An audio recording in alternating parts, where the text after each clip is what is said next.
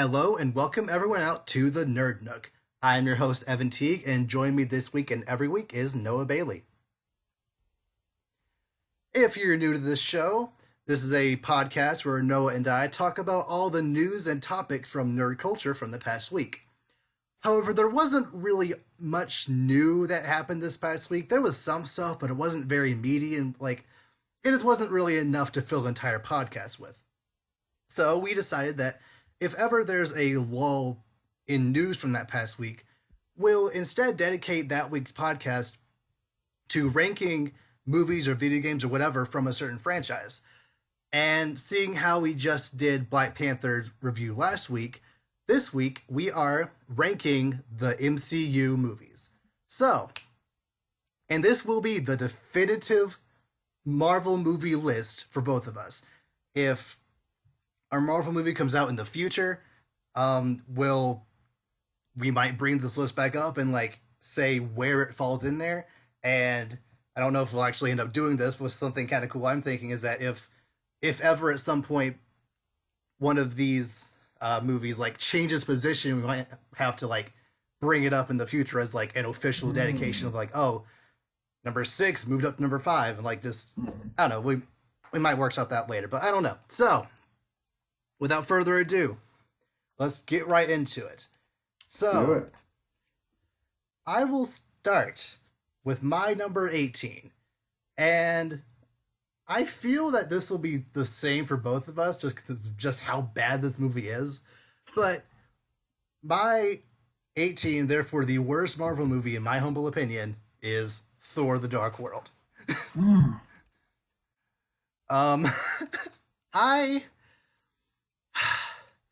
I have never just watched a movie outside of Green Lantern, maybe. I've never watched a superhero movie that I just cared nothing about. Thor has never been my favorite Marvel superhero. I've liked him. He's not bad or anything, but this movie, just everything about it was subpar at best. The villain was forgettable. What was he, a dark elf? Is that what he was? Something. I don't. Yeah, yeah, exactly. Really... No one cares. I think there was an Infinity Stone. Yeah, because the Infinity Stone attached to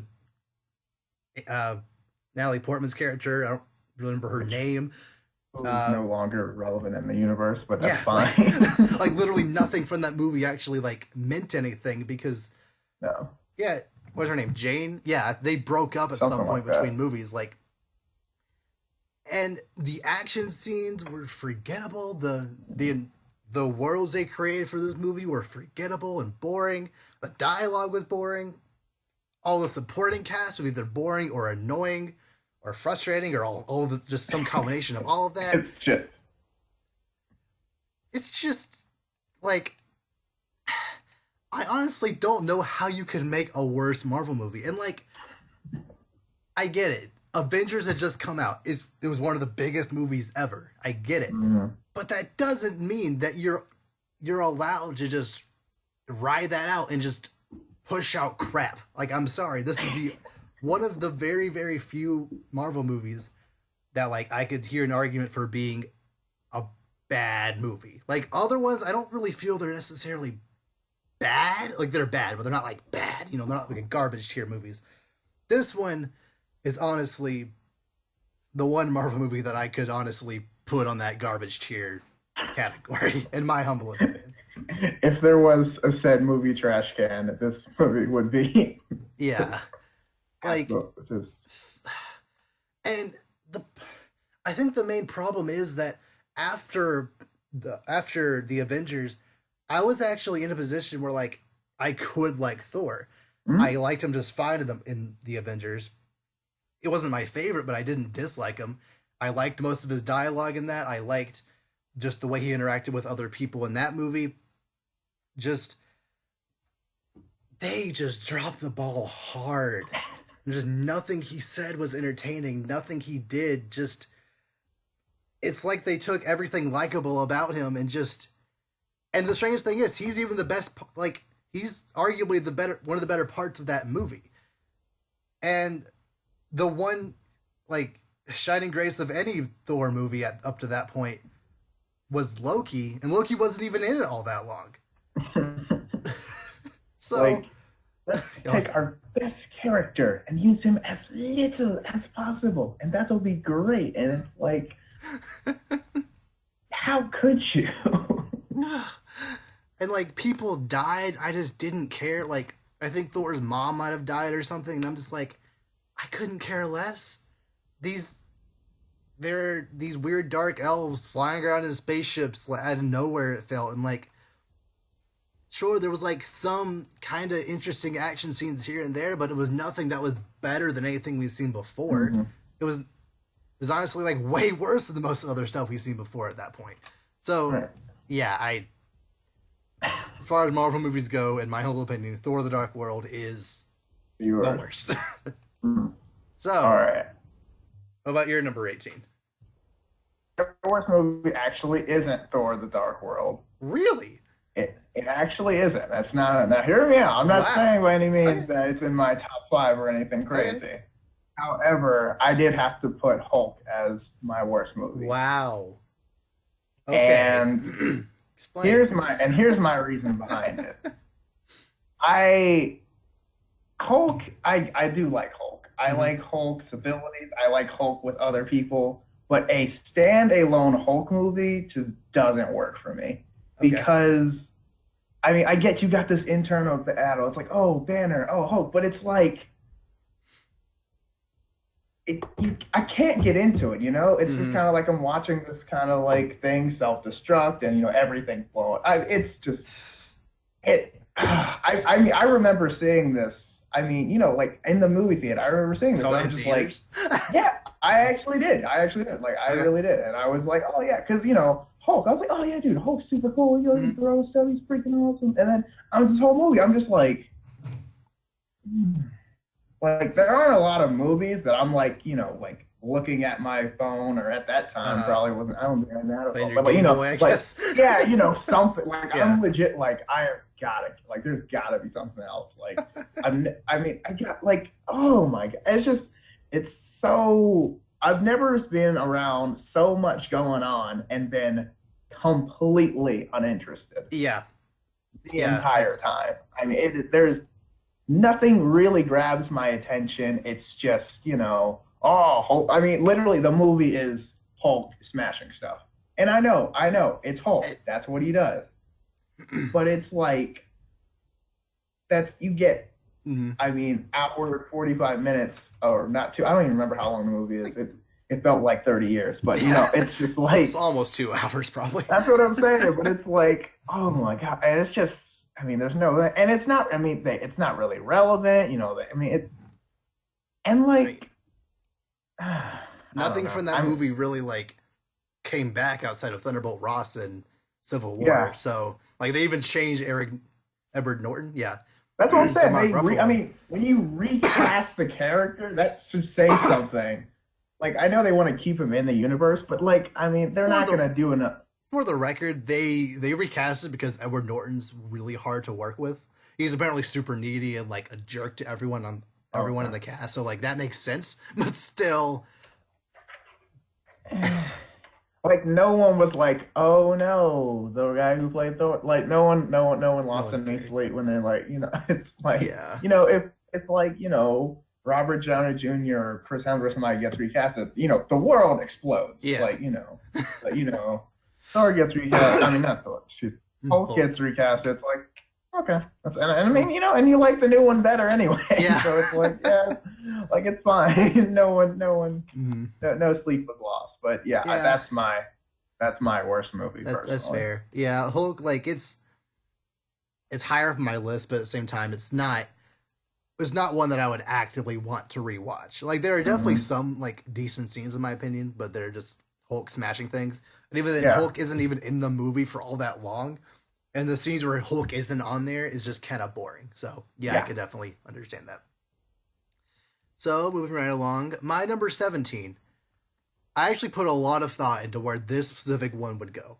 And I ranked it against all the other ones that could potentially be number 17. And I could not justify this putting this one any higher.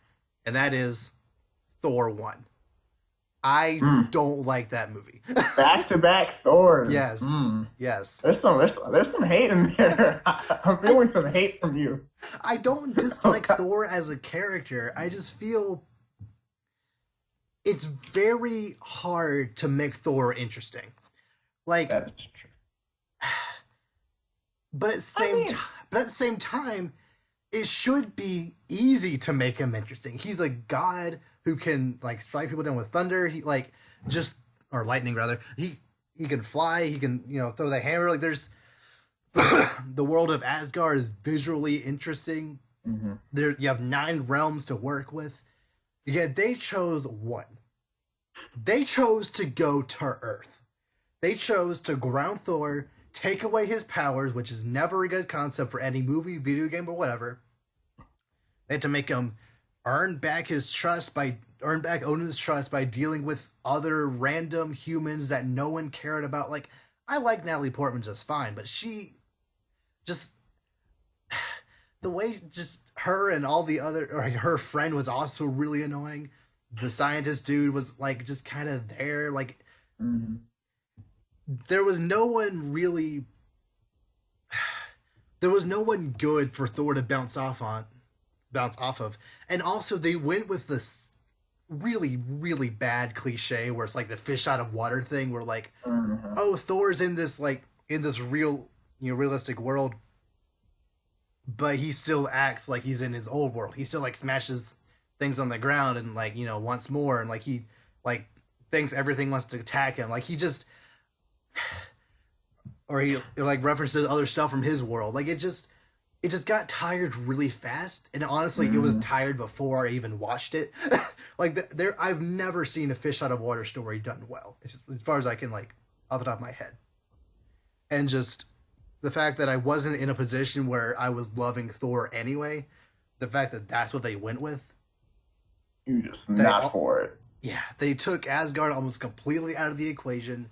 Right. The villains were what? Those ice giants, I guess. I don't remember the finale at all, which is saying something for a Marvel movie. Like, yeah, I really, really wanted to put this movie higher, but I just couldn't justify it. There are too many things about this movie that it's one of 2 Marvel movies that like I legitimately one of 3 really that I just legitimately would not want to watch again. So that's burn it, put it away. I don't want to see it. Don't look at it. Yeah, and that's essentially how I'm judging most of these movies. Like one of the main factors is like the rate of possibility of do I want to watch this movie again, and if that scale is like 2 or like 1 or 2, it's probably very low on the list. Like there are definitely other factors, but that's like a primary. That's like 60% of my rating scale. So if someone paid you money, oh please, if someone paid me money, I'll totally watch it. I'm just making sure. Go ahead now. It's just making sure. They're paying me money to sit through a 2-hour movie. Like I could do much worse. But if just but if it was on TV, I probably wouldn't watch it unless I was insanely bored. Unless there was literally nothing else to do, I probably wouldn't watch it. Literally gets the only enjoyment from the commercials going on between the movies. Maybe, yeah. Like, okay. Oh man. So yeah, all right. That's Thor. What's your 17? Okay, so my 17 was already mentioned. It's Thor: The Dark World. Okay, because, fair enough. It's. Do you have anything else to add to it? Yeah, you pretty much said everything I had written down here about not interesting and just like, like literally just like why?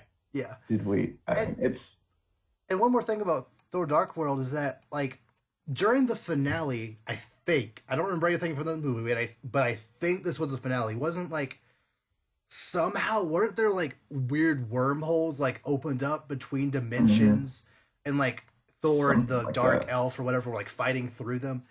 You had the opportunity to like fight in all these unique and amazing looking environments, and they just went to like 3 or 4 areas we've already seen before. I think they went to Asgard, the ice giant place, maybe the dark elf place, maybe one other place.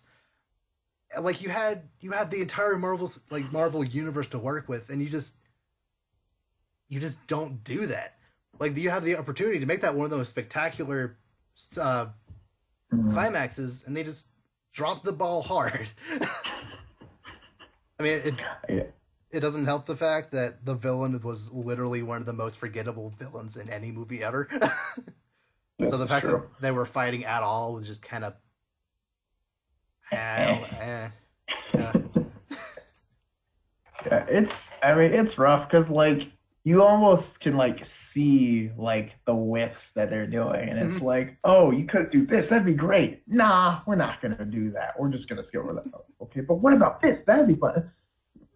Nah, next time. I mean, and to be fair, I mean, next time did work out. We'll get to next time. Awesome. But, we'll get there. We'll get there. Maybe. Yeah, that, that was rough. But we're not out of the woods yet, because number 16 on my list, Iron Man 2. Now I have a confession. I have never actually watched this movie all the way through. What? It's one of 2 Marvel movies I've never seen all the way through. Okay. I've seen the first half hour, maybe not even that long, at least 6 times. Because there have been 6 instances where I'm sitting at home alone, and it comes on FX, and like, I sit down and actually try to watch it this time, just because out of curiosity, I guess. Yeah. And consistently, every single time, it gets to the part right after the Tony Stark's fights Whiplash, I guess was his name. The first time at that racetrack. Consistently, every single time after that scene, either my parents get home and like I get distracted by something, or I lose interest, or like something happens, and I have to stop watching, and I just never go back to it. I don't think I've seen scenes here and there, but I've never actually watched like consistently another like half-hour portion of that movie. I've seen that half hour, maybe a couple of clips. I don't know if they ever even watched the climax of this movie. Are you saying you've never seen like you don't know like the ending or anything at all? I have like a general idea. Like I know there's like a fight in the woods with all these robots. I think Whiplash is in an Iron Man suit. Maybe am I wrong about that? But I mean, kind of. It's like just check. I would check it out for research purposes, just because But I mean, it's not like, oh, bro, you missed this entire thing that shapes the whole episode. It's fine. Like I thought about watching it on Saturday before making this list, but then I just thought I'd rather watch Civil War again. So I watched Civil War again.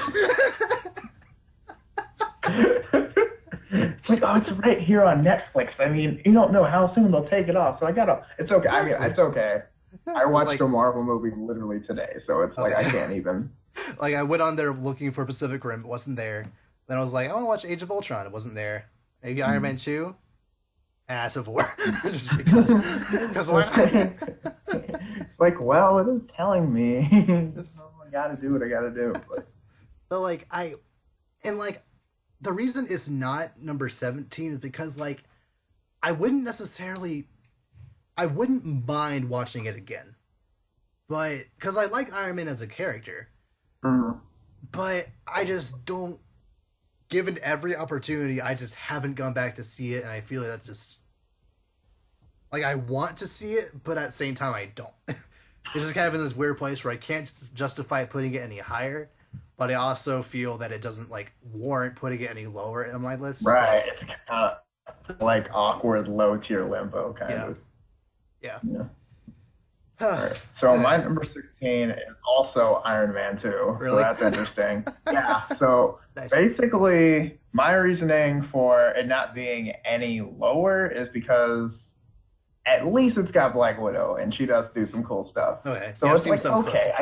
Like she does the same. Or like I like the scene where like her and Happy had to break through the scene, and Happy's fighting like the same random henchman bad guy for the whole fight scene. That's funny. Widow takes out like 10 dudes, and he's like, I got him. And he looks over, like the whole hallway's cleared out. It's like you were helpful today. Go back in the car. Like yeah. you earned your salary. But yeah, I mean, other than that, like I mean, the main plot's not that interesting. It's pretty much it's Just kind of just another evil scientist who hates Tony Stark yeah, for some arbitrary reason. yeah, it's kind of similar, to the first one kind of. And it's just kind of like, okay, I guess we're doing this again, but it's different because it's Iron Man 2 this time, so that's something. And but I do Robert Downey Jr. still does a really good job, and Yeah. it's cool, it is what it is. So, but Yeah, like I said, I wouldn't mind watching it again at some point, but like, or actually watching it for the first time at some point. But I don't know. I just have no real interest in mhm. in right now, at least watching it. So, you have anything else to say about that one? So I mean, not really. I mean, it's pretty much self-explanatory. It's just not. I mean, it's not. I mean, I like Iron Man a lot, but obviously, it's my least he favorite Iron Man he movie. So, can't carry the whole movie by himself, essentially. well, yeah. I mean, you would, and the thing is, you would expect that he could, because it's Hmm. like, oh, this is Robert Downey Jr. It's like we can do this, but it's like it kind of gets away from the things I liked in the first one, Hmm. and it doesn't really replace it with anything as much equal value. So That's it's fair. just kind of drops off. Yeah. Okay. So, my number 15 is The Incredible Hulk. Okay. You've already talked about that extensively, but the reason it's not lower. This is your number 18, right? This is true. Okay. The reason it's not any lower, like this legitimately was in the running for 16, Yeah. was because of that climax. Now, Mm. like, I love a good mano a mano fight. And Hmm. Marvel movies haven't always been the best at doing those. Like a lot of them are like fine, but they're not great. Like most of the dialogue is just kind of cliche and boring. Hmm. Whereas with the Incredible Hulk, you have a mano a mano fight that's just two big green monsters just punching the crap out of each other, and there's no reason for either of these people to actually like talk to each other, and it's actually pretty visually interesting. And like I that's like legitimately whenever that movie's on like on TV, I'll just wait for that last half hour and just watch the last Yeah. half hour because it's actually pretty interesting. To the end, it's like, okay, Yeah, now I can watch this. yeah. So, but outside of that maybe 20-minute period, I I couldn't care less for this movie. I'm And, really only and judging it on that like maybe half hour of the movie. yeah, and see, and like I get that because I mean I do like that scene at the end too, but like for me, it's like even if it is the ending, for me, it's Mhm. like one scene or like one sequence can't save the movie. You got to look at it Yeah. all as a whole, I guess. Uh, And I mean that is my opinion because some people are like, oh, but the scene's great, the scene's great, and I'm like, you got me there. But I mean, I don't know. For me, it wasn't enough to bring it up. that's fair. All Okay, right. 14. Okay, so 14. Is it 14 we're on? Or is it 15? 15. Yeah, Okay, 15. so 15. Okay, so for my 15, I've got Thor 1. Okay. So basically, I mean, kind of like you said. Like, I generally do kind of like the fish out of water story, generally, because Hmm. I like how, like, reactions are different. It's like, and, Thor, I was like, oh, he's going to be like, I am son of Odin, all this stuff. And then, the taxi driver was like, oh, I'm sorry, son of Odin. Or, like, like, he'll, like, do something like that. And, like, he'll be like, yeah, I don't care no one cares who you are, and all this stuff. And then he'll get, like, I feel like if he had his powers, it would have been a lot better. Because, like, Yeah.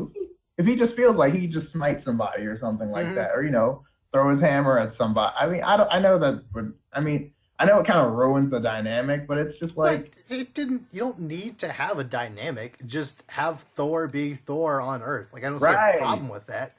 Yeah, it's like they took away what makes him Thor, and it was kind of just like, well, that's disappointing because now it's not really Thor. It's just, Mhm.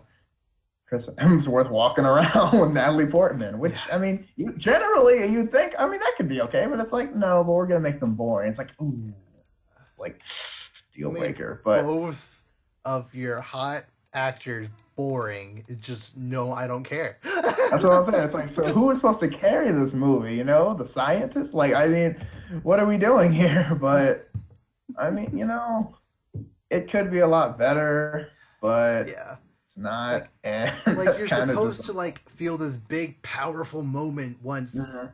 once Thor got his powers back and defeat that Sentinel thing. And I'm just like, okay, it happened.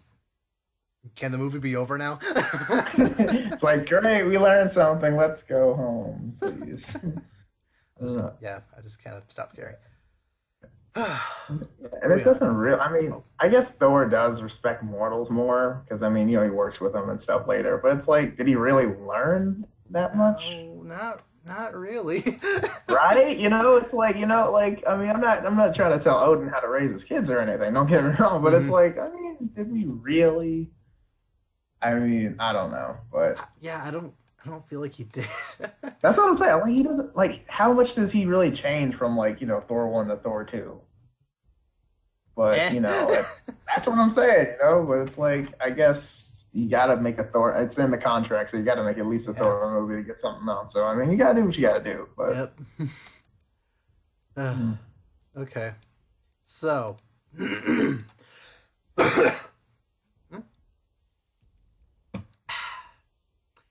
my next one might be the most controversial pick on this entire list. oh, this should be good. Number 14 is Captain America: The First Avenger. All the way to 14? Yes. This Really? is the other Marvel movie I've never watched all the way through. Okay. The main reason is because I've never been the biggest fan of origin story movies. Like Oh. they generally aren't, they're done fine sometimes. Like Wonder Woman was done pretty darn well. Uh-uh. But something like Batman Begins, if like the premise is really good, it just dragged on a bit too long.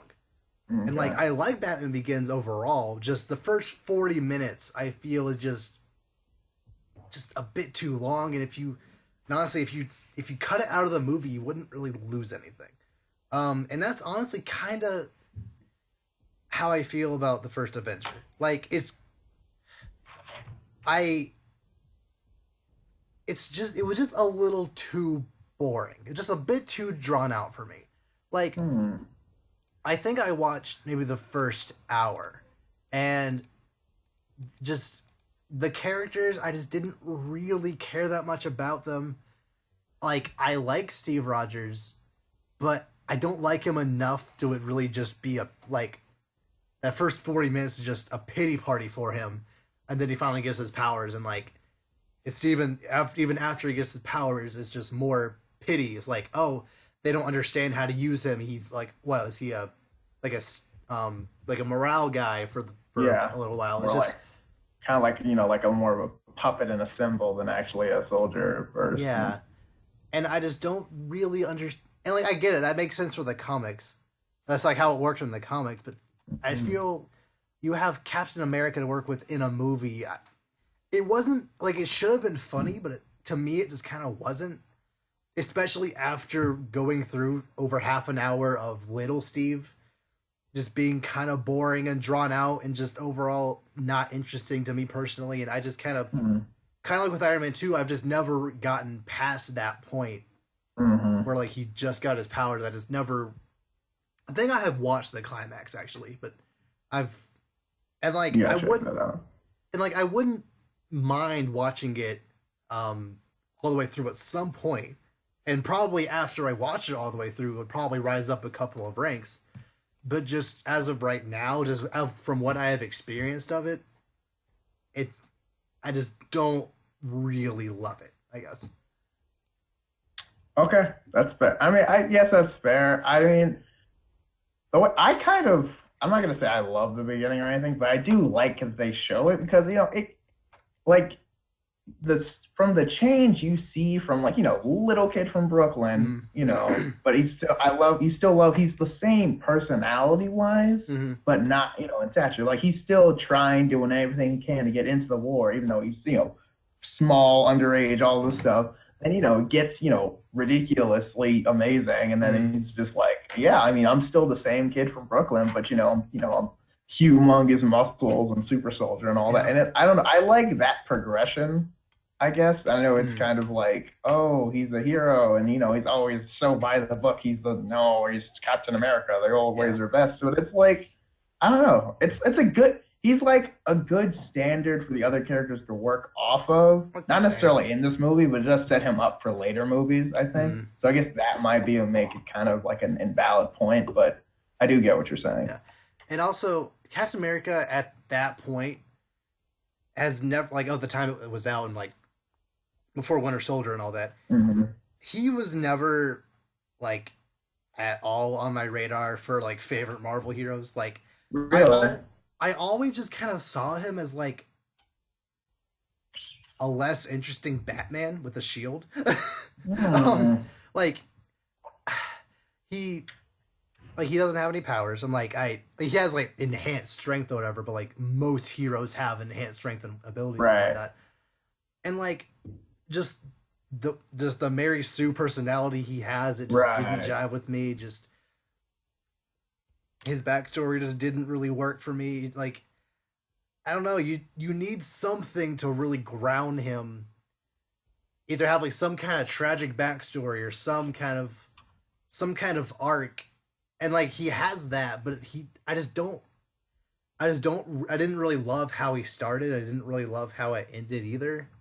And it just this movie, it just didn't, from what I saw of it, it just didn't change my perspective of that. Like Okay. I wanted, kind of like with Thor, I wanted this movie to change my mind about him, but just from what I've seen, it just didn't do that. Other movies in the MCU definitely did that, but like this movie in particular just kind of You're just didn't. not feeling it. Yeah, I don't know. Like I said, maybe after I watch the whole thing, it'll change my mind. But that, Yeah, as of now, it's yeah. that's understandable. Okay, Okay, so I got my 14. I've got Iron Man 3. okay, So yep. here's my thing. Mm-hmm. Okay, so like my first biggest problem with the movie is the ending where, he destroys all the suits. Doesn't even matter. Yeah, he Because I mean, what I mean, I he throws out his arc reactor, or that what it's called? Yeah, the arc reactor in his yeah. chest. He throws that out. Isn't that the thing that powers his Iron Man suits? Like I thought when that he was wears the thing it? that like, kept them alive and stuff too. And I'm just like, it's fine, it's fine. And it just, oh yeah, let me blow up all my suits. It's fine. I'll just make more later. Like, it's kind of just like I don't know. And like also like the like villain that was the Mandarin or whatever, I kind Mm-hmm. of liked that buildup. And it was kind of like it kind of did the thing that a lot of movies don't do, especially when it's like I don't really have a secret identity. It's like I'm Iron Man. I live here. And it's like, okay, I'll nuke your house. Like that actually makes Yeah, sense. Like yeah. that would Like that many people complain about the fact that Iron Man was so brash about where he lives, but at the same time, like everyone knew where he lived, and like he yeah. really had no reason not to be cocky. He blew up an entire alien spaceship just a month ago. Like, That's what I'm saying. Like, I saved the world the other day, just casually. I mean, yes, yeah, it was with the other Avengers, but I mean, it was also me. And it was and it's mostly like, him. yeah, and he like, and for him, he probably sees some like wannabe terrorist or whatever. He probably sees that, and he's like, oh, if I can destroy Loki and all his army, I don't care what any human has to say. Like, I don't, Yeah. you're nothing to me. And then he's like, oh, is that right? And then, boom. And it's like, Mm-hmm. that was a good arc because it was like that real reality check for him. Yeah. And I think that's something that really shaped his character. And he kind of, it's like, wow, I don't know why it took this long, but he finally realized, wow, being a hero is about more than just being me. It's like, I can't putting my life on the line is one thing, but when you call out your address on national television, that puts Mm-hmm. everyone, your family or, Well, Pepper or just yeah. whatever at risk too. And it's like, for some reason, as smart as you are, he doesn't realize that. Yeah. And it's something that he finally needs to learn. And that's one reason why I actually really appreciate the fact that that he goes throughout most of the movie not as Iron Man. Hmm. Like it's just Robert Downey Jr. being smart and like being resourceful, and I just really like that. It really shows growth in the character. Like Right. um in Avengers, Steve Rogers was like, take off the suit and what are you? And he's like, I'm a billionaire playboy philanthropist. Like Yeah. I'm more without, like I am Iron Man with the suit, but I'm still pretty good without the suit. Like I can still do stuff without it. So Right. I just really like that aspect with I just feel like it really builds his character. And it's also like you really like, just the Tony Stark character. Like a lot of people are like, oh, Iron Man's cool, but I mean, I'd argue that Tony Stark is, I think he's cooler than Iron Man personally, just Yeah, because I like, can definitely see that. yeah, yeah, and it's like you really like the character, you like his wit, you like how funny he is, but you also like he's like that cocky, but like backs it up cocky smart. Like he's not just full of hot air. He's like, oh yeah, it's like when did you become an expert on what was it, like thermodynamics or whatever? Last night. He's like, I was like, oh, this like yesterday or whatever, this morning or whatever. Or no, it's last night. I don't Last know why night, I said yeah. yesterday. But yeah, but it's like, I mean, like so casual, but it's like, well, he's not wrong because he's like, oh my gosh. But yeah, I know it makes you. It's like I'm okay with movies getting. Oh, you don't have to always be super if the alter ego could be a movie by itself. Yeah. Which it is. Which some movies can't do that. I.e., like like Thor, who technically doesn't have a secret identity, but without the powers, it's just dude walking around the movie, and it's like awesome. But now, like we kind of have been talking a lot of good about this movie. However, a movie is only really as good as its villain, and the guy who turned out to be the real Mandarin was just another scientist who was wronged by Tony Stark. And is arbitrarily mad at him. 3 for 3. It doesn't make a lot of. I mean, it's just kind of like after the second time, it's like okay, well at least they won't do it again. And that's why I was really excited about the Mandarin. Only because it's like it's like it had that kind of cool build up too, like those videos and stuff. And it's like okay, we're gonna get an actual villain, someone that's like. Actually a thing. It's like, no, he's just a front. And I'm like, well, why? Oh, please tell me. I'm like, but you could have worked with that. Like, it was fine. It's like that. I mean, one, it's an actual like kind of realistic situation. I mean, it would make sense. We have superheroes. Why don't they, try to save the world? Yeah, it's not just aliens trying to kill us. But and like the Mandarin is the Iron Man villain in the comics. Like. He has these like what does he have like different rings that have like different powers or whatever on with them and like he can like he has like a mini army like with him and like essentially what the real Mandarin turned out to be in this movie his powers was just one of the top ranking members of the Mandarin in the comics. It was just one of his top ranking members' powers. Like why would you take that as inspiration for the main villain of Iron Man 3? I just that entire concept is a bit weird. I feel like they like were gonna go in that direction, but then at the last second one like, nah, maybe we could add this later. And I'm just kind of like you can have the Mandarin be the villain, and if you wanted to arbitrarily have the evil scientist dude, you can have him have those fire powers and just be part of the Mandarin's team. There's no reason to have them be. I don't do that switch up like that. I don't get it. It's disappointing, but it's like it is what it is, and it could have been. It had a potential to be a lot better, and I think that's why it's a little bit lower on my list because like I thought I was going like I'm like halfway in this movie, like oh this is gonna get good, and then it's like. He dropped the ball, and I just kind of like, wow, that's disappointing. And like the fake Mandarin's voice was really cool. Like, like I was really getting into the villain. I was like, oh, this is gonna be one of the best villains we've ever had. Like I'm really getting into it. Oh, and something interesting. I think in the first Iron Man, in that facility he was held at the beginning. There's a poster of the Mandarin's symbol in the background. Really? Yeah, I'm not sure if that was just like early world building and they weren't sure exactly where the MCU would go, or if like they thought that through, or maybe the Mandarin the Mandarin we actually got has like kind of been working in the background this entire time, but that's still pretty interesting to. Yeah, I think just throw Easter eggs in there. We'll see if that comes out to nothing, and if it doesn't, it's not like they lose anything. So. Yeah. So cool. So yeah, Iron Man 3, it's not bad per se, but like most, I was actually like in it. Like you said, I was in it for most of the movie, and then like the villain turned out to be not interesting and like just kind of Right. not what you expected, and worse than what you were expecting. And because of that, the climax fell flat. The ending itself, how he threw out his arc reactor, that it was never actually referenced in the Hmm. next movies. Like, I think he mentioned the It's fact that he blew up his Iron Man suits, but then he just made more.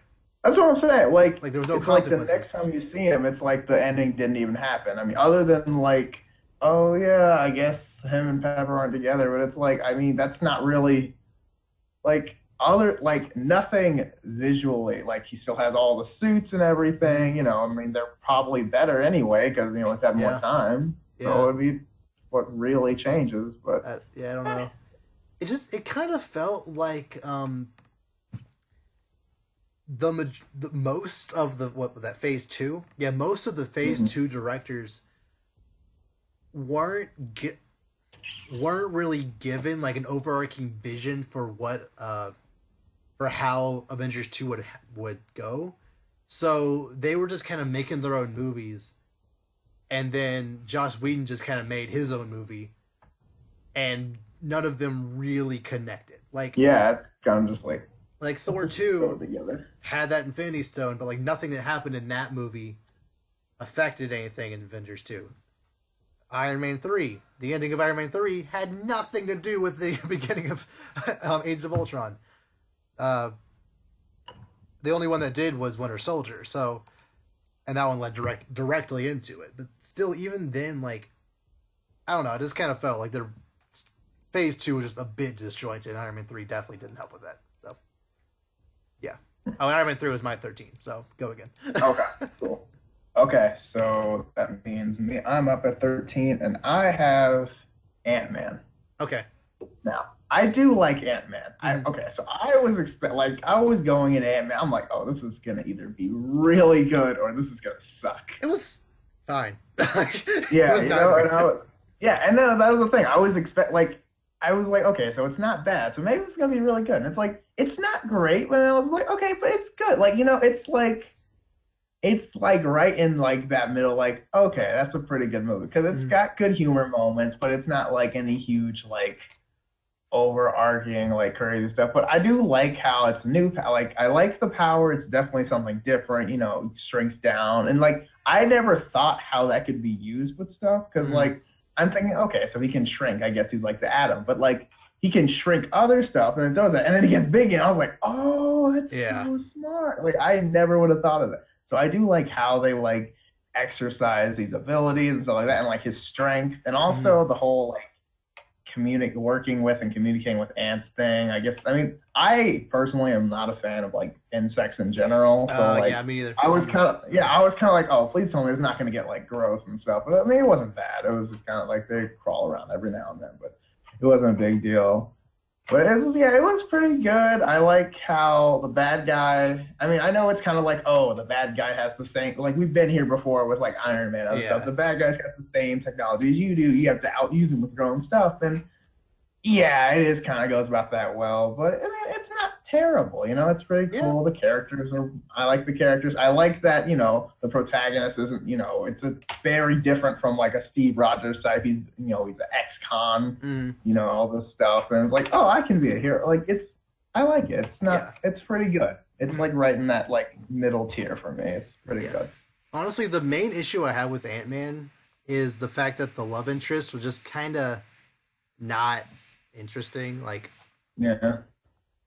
it was one of those instances where like these people clearly do not belong with together. There's no reason for them to be together outside of them just spending a lot of time because they have to spend a lot of time Right. together. And then a romance just kind of forms. Like, Yeah. it's never a big fan of that cliche. Um, Yeah, it's kind of like there's like, oh, there's no chemistry, but it's like I'm forced to be with you so much. It kind of just like happens, yeah, Which, yeah. Um, anything else to say about that? I'll talk about it more oh, later, of course. But okay, yeah, okay, but yeah, I mean, it's pretty. It's it was better than I thought it was gonna be, which helps. Yeah. But at the same time, it wasn't like, man, this Ant-Man movie was crazy. Like I Yeah. didn't leave the theater like I've got to learn more. Like I did want to learn more about Ant-Man because I did think his powers were really cool. Mm-hmm. But it wasn't like Ant-Man's like the next biggest thing. You know, it's not Yeah. like. But Yeah. yeah, I think he's better than. At least he is better than the Atom as a Yes. DC counterpart, in my Yeah. opinion. So that changed. So that is something. Mm. But that's about it. Yeah. I still personally feel the Atom would like beat Ant-Man in a fight, but that's for a different Yeah, but I mean, conversation. like in my personal interest, I'd rather have Yeah. Ant-Man than the Of Atom. course. Of course. So this was interesting because 9, 10, 11, and 12 were all gunning for number 9. And then Okay. the rest were 10, the rest 11, and then I just kind of 12 by default. Like, You kind of threw him in there. all 4 of these could easily, like, change tomorrow. Right. Like, I wrestled with 2 of these in particular, and I just realized, like, this is essentially how I'm feeling right now. And my number 12 is Guardians of the Galaxy 2.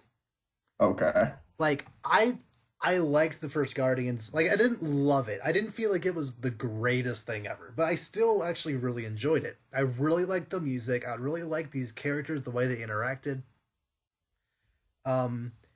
And structurally speaking, I honestly feel like Guardians of the Galaxy 2 is better. I felt it had a better villain.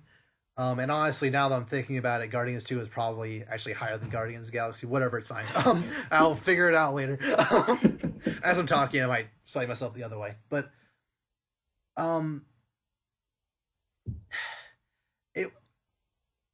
there were certain. The thing is, I've only seen Guardians Galaxy 2 one time, so like I'm really only like going off memory here. But from what I remember really enjoying it, but just I didn't enjoy it as much as I thought I would. Like if I had missed it, I wouldn't have really been missing anything. Which with Guardians 1, I really felt like like these characters, like I want to learn more about them. I want to see more of this world. And the Guardians 2 was good. It was like pretty much as good, if not honestly a little better than Guardians Galaxy 1. However, I feel the main reason Guardians Galaxy 2 is a little lower on the list is because the main hook of the Guardians of the Galaxy was that it was funny for the sake of being funny. And the character dynamics and the music. The character dynamics was definitely way better in 2. But I didn't feel overall that it was as funny.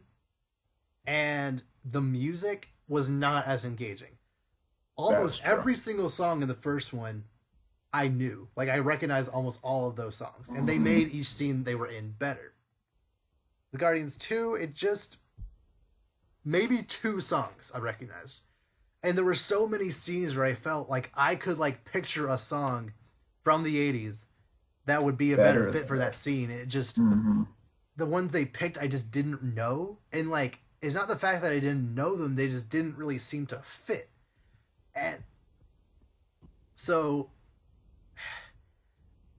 yeah, just overall, I feel Guardians 2 is good.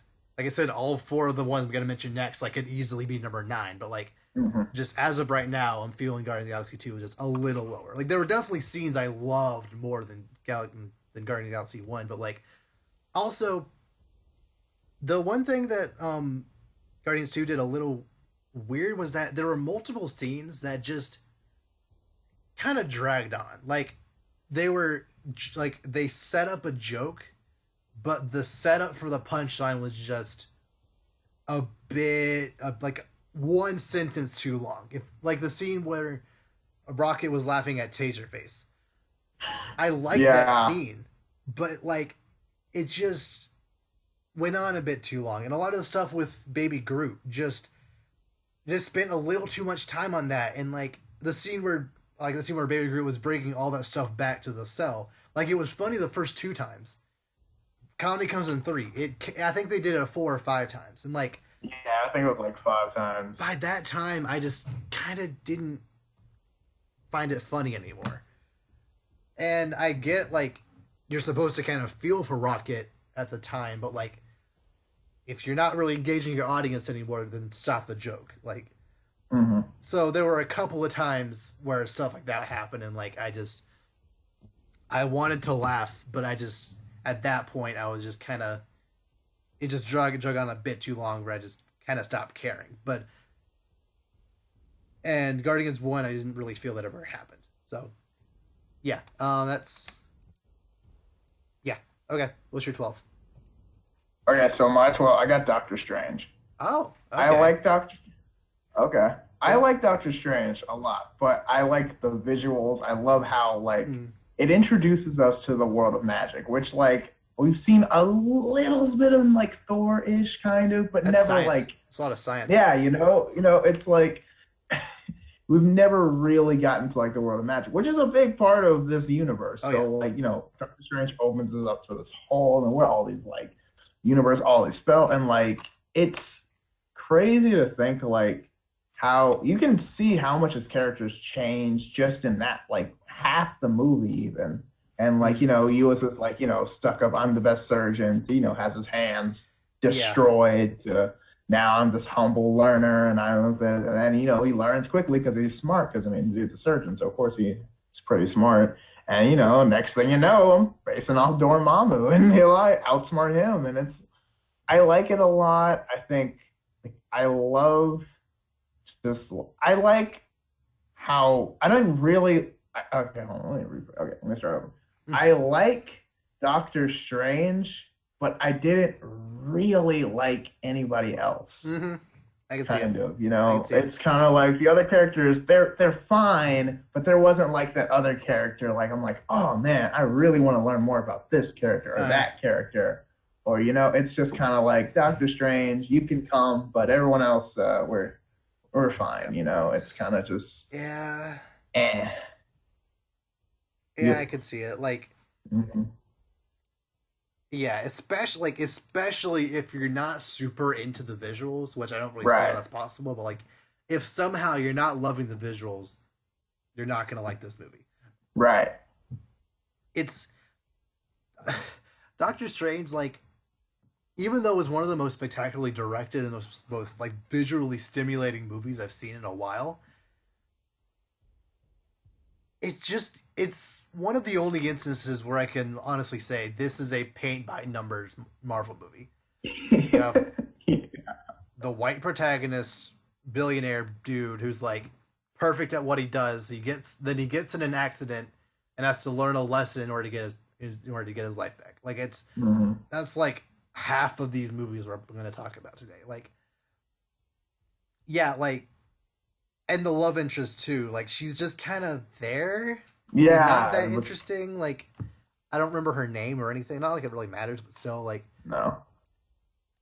If you are going to have a love story in your Marvel movie, at least make it good or interesting, or believable somehow. At least. Like, come on. And just the way he got into his car accident, like, he got it because he looked down at his phone. Like, I don't know. I feel like there should have been like a little bit more to how like that directly influenced him losing his hands. Like something like I get it. It was because of his own hubris. Like he had to look at the picture, but still, I feel just one more. I don't know what they could have done, but just one more thing making it like his fault. Because also, go on. Yeah, it did feel kind of weird that like just his hands specifically were just kind of like I know it's like, oh, he's a surgeon, he values his hands more, but it was kind of just like, okay, like I'm trying to think of a car accident where just your hands are like destroyed, but I know he's like still like it wasn't even a car accident. He hit a car, spun, flew off a cliff, like and bounced 3 times, and just his hands got hurt. Right? It's kind of like, wouldn't it be like, your hands and your legs and you can't walk. And your life. Like, come on. Yeah. Well, that would be a short movie, but yeah. Like, I could believe, I can suspend my disbelief for when Rhodey fell out of the sky in Civil War. He's in that suit. It makes sense. But this is just a dude. And he falls off a cliff and is and like bounces, like I said, is like in a burning car. I Yeah. feel he should be dead. should be It's kind of like well that like Squidward when he like falls like ah, ah, bounce bounce bounce and it just awkwardly explodes at me. Yeah, like that's kind of like how it happened. I was like, yeah. how is it just your hand? Like you should, if you're alive, you should like be paralyzed. You should be. Mhm. I mean, that's crazy, but Yeah.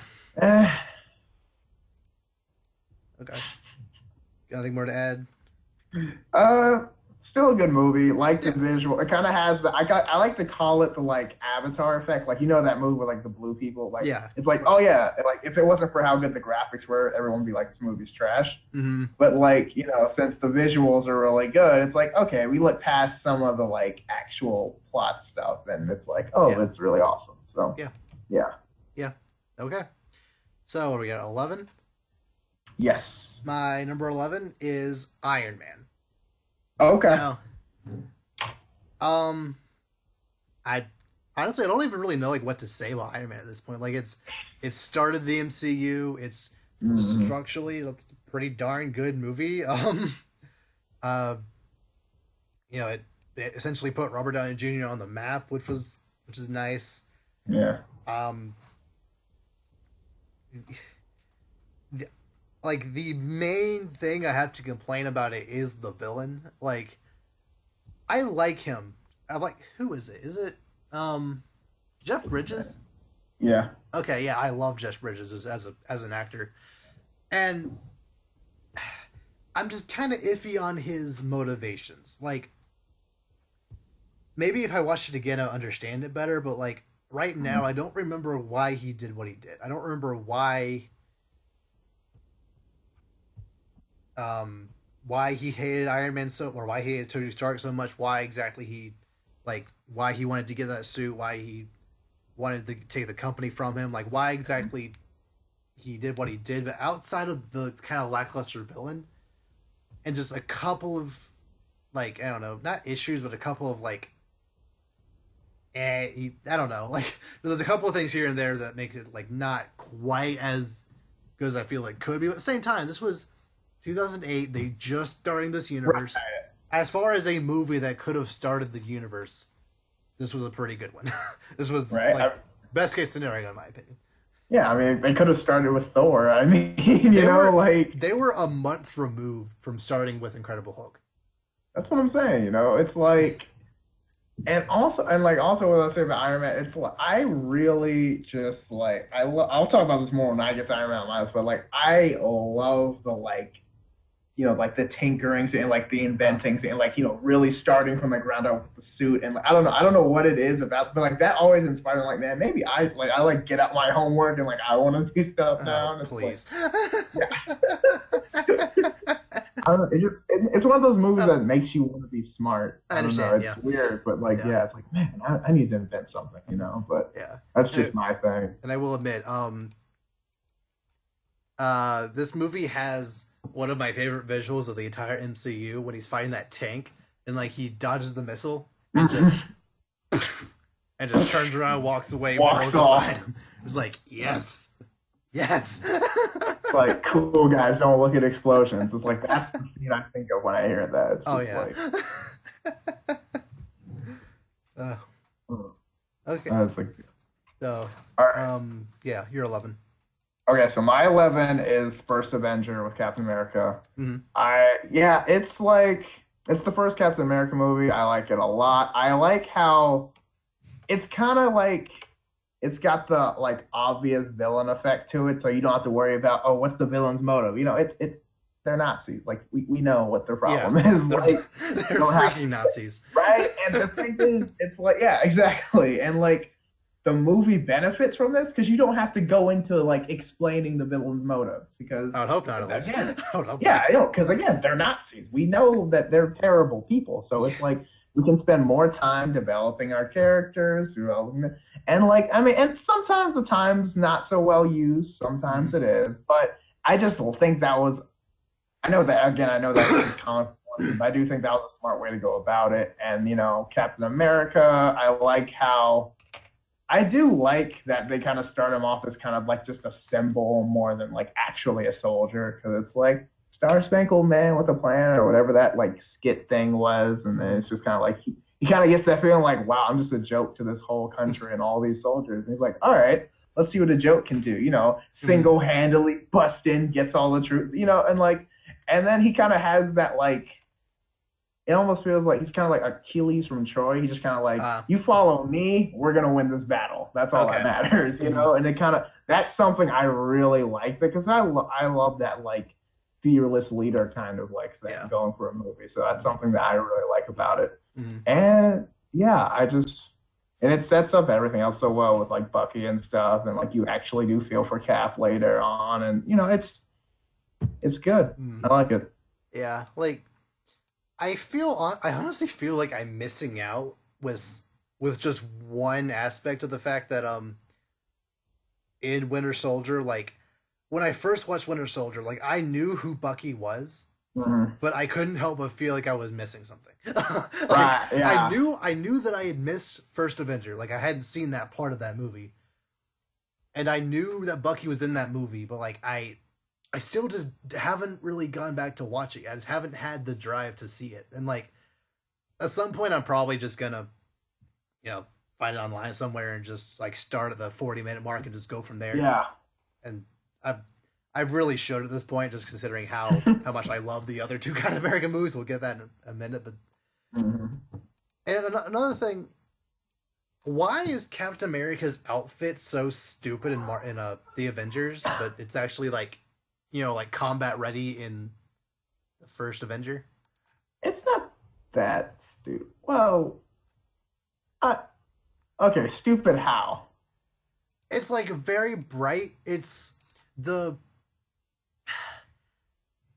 if you Google Captain America outfit Avengers right next to Captain America outfit the Winter Soldier, or even actually look up Captain America's outfit Avengers, Captain America's outfit Age of Ultron. If you put them next to each other, you can clearly see one is more detailed, one looks more battle ready, one looks more movie-ish. The Avengers outfit looks very cartoony. Looks can't even really explain it. It just looks dumb, right? Have you seen it? I mean, yeah, I'm looking at it right now. I do kind of get what you mean. It definitely doesn't have the same. I mean, it's not terrible, but it is kind of like it looks completely different, and like it doesn't have the same like calf look, if that makes any sense, I guess. But I mean, I originally, I don't know, I never saw a problem with it. I just thought, it's different because it's the Avengers movie, so they got to step it up a little bit, or at least like just go for something different. But I mean, like it would that outfit I feel could easily work for like if that was your introduction to Captain America, right? But that's the second time you see him. That outfit honestly looked more like what he would wear during those back when he was still like the symbol. But this was apparently his combat outfit. It just didn't look much like a combat outfit to me. Yeah, it kind of looks kind of cartoony and not really like realistic, and it's kind of just like, But I don't know. I guess maybe because I was just like trying to. I was just looking at it more for like the style. I guess I was like, you know what? I think I like it, but I mean, I'm not a critic on outfits usually, so I'm kind of like it's got the star on it. Let's roll. Like I didn't have a problem with it the first time I watched the Avengers. I actually really liked it, but then because I hadn't actually seen, I hadn't seen Captain America: First Avenger. But then after Winter Soldier and Civil War or Age of Ultron, I was like, wait. Then like I had flash of how. No, then I watched it again when it came on TV at some point. I was like, wow, Captain America, you have a downgrade. Like what is that looks way different than what you have in future movies. And like he definitely talked to his tailor after that one. He's like, guys, this is a big move. What are we doing? But I mean. Yeah, you've got a point there. And it does look kind of off at times, but I don't think it's just, unless you're really looking at it and like blah, blah, it's not like a distraction, I don't think. It looks like it's very tight on his head. I think that's the main problem. Yeah. See that? It does look kind of painful, actually. Like, not like painful, but kind of just like, if I like threw a rock at your head, would you feel it? Yes or no? Kind of. Oh. Yeah, it does. Yeah, it almost it looks kind of action figure-y actually. Yeah, that's what I was kind of thinking Yeah, too. it's like Which I mean makes sense because that's really what that movie is about, is to sell toy sales. toys. But still, like, Yeah, I do. But I mean, yeah, I get what you're saying with the outfit, which is, I mean, it's a minor thing in my opinion, but I mean, it is what it is. yeah. But yeah, you actually have encouraged me to watch. You've convinced me to watch First Avenger at some point. You gotta do it, man. You Yeah, gotta do it. It'll if you watch it and then watch the other ones, especially Winter Soldier, I think you'll feel it more when you see okay. Bucky. It's like kind of just like Bucky, no, and then like it's like oh, you feel it. Okay. Okay. So yeah, I'll do that at some point this week, maybe. Mm-hmm. Okay. Right, So top ten top time. We're 10. getting serious now. Whew. Oh. Oh, that's so weird because Iron Man is in my top 10. No, no. Okay. Like, oh, I didn't think about that until just now. Like, I feel like Iron Man should be in my top 10, but as of this recording, it's just barely not there. That's just weird. It's okay. Weird. It's okay. Anyway, my number 10 is Ant-Man. Okay. This and Iron Man were actually really close. The main reason Ant-Man etched it out was mainly because of the finale, and also I kind of like the way Scott Lang, is that his name? Yeah, I just kind of like how he became Ant-Man. It was very very unique for Marvel. Like, right. He's an ex-con, he's a thief. He essentially stumbled upon this by accident. Like, just the entire premise of the movie was very unique, and like I just liked how they built everything up, and like I said, it's unique. And the villain, he's not super interesting. He's about as interesting as any Iron Man villain usually is, and his dialogue is also very generic and kind of boring. Yeah. Like, legitimately, one thing he said was like, "It's time to show you just how insignificant you really are." And I'm like, "Oh, come on, really? You said like, that?" Yeah, like, boy. Someone had to write that, and then was like, "Yes, this is good. Put that in." Like, it was good 30 years ago when the cliche wasn't a cliche. Right. It's kind of like, wow, insert generic villain number 2 dialogue here. Yeah. Like, but like, outside of that line, just the way the climax was, like, especially like they were fighting around that train set. Just, it was very very visually interesting. Like, you could still, like, even though they're really small, you could still feel that these two people are actually still really strong, and it felt that when that train hit the Wasp, which isn't the Wasp, or the Yellow Jacket. Yellow Jacket. Isn't he like an alter ego of Ant-Man? Or something like that. Yeah, I think it's something like that. I'm not sure the exact details because, again, I don't know too much about Ant-Man. But it's like, I guess that's his like kind of like alter ego. It's like kind of like a Venom to Spider-Man kind of vibe, I guess. Kind of like similar to your abilities, but not the exact same. Okay. So they're never the same character though. No, I don't think so. Okay.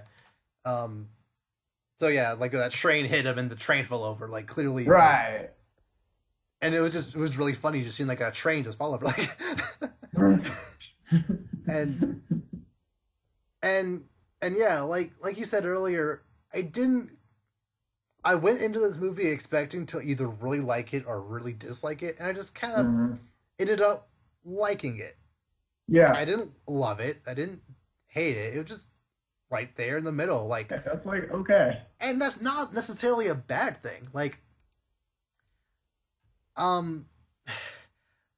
as long as you have a good time watching the movie, as long as you like the characters. Oh, and another thing that really impressed me, honestly, I feel like this also like kind of put it over the edge of Iron Man, is that The one that his Hispanic friend, I Oh, ex- Luis. I expected him to get annoying, and he didn't. He's one of the Cool. only like sidekick characters in the movies that I honestly felt never got annoying, and I really Mhm. appreciated that. Like they used him just enough that it was like still fresh, but it's like and all his stuff is funny, you know. It's just like when he's telling the story, it's like, and then we get it, yeah, and he gets like soft and just like, oh my, Mm, right. bring it back. But then it's like, but we all have that one friend, so it's like I can relate to that. Mm, yeah. Um. So yeah, I had a good time watching it, and like it was just overall pretty good movie.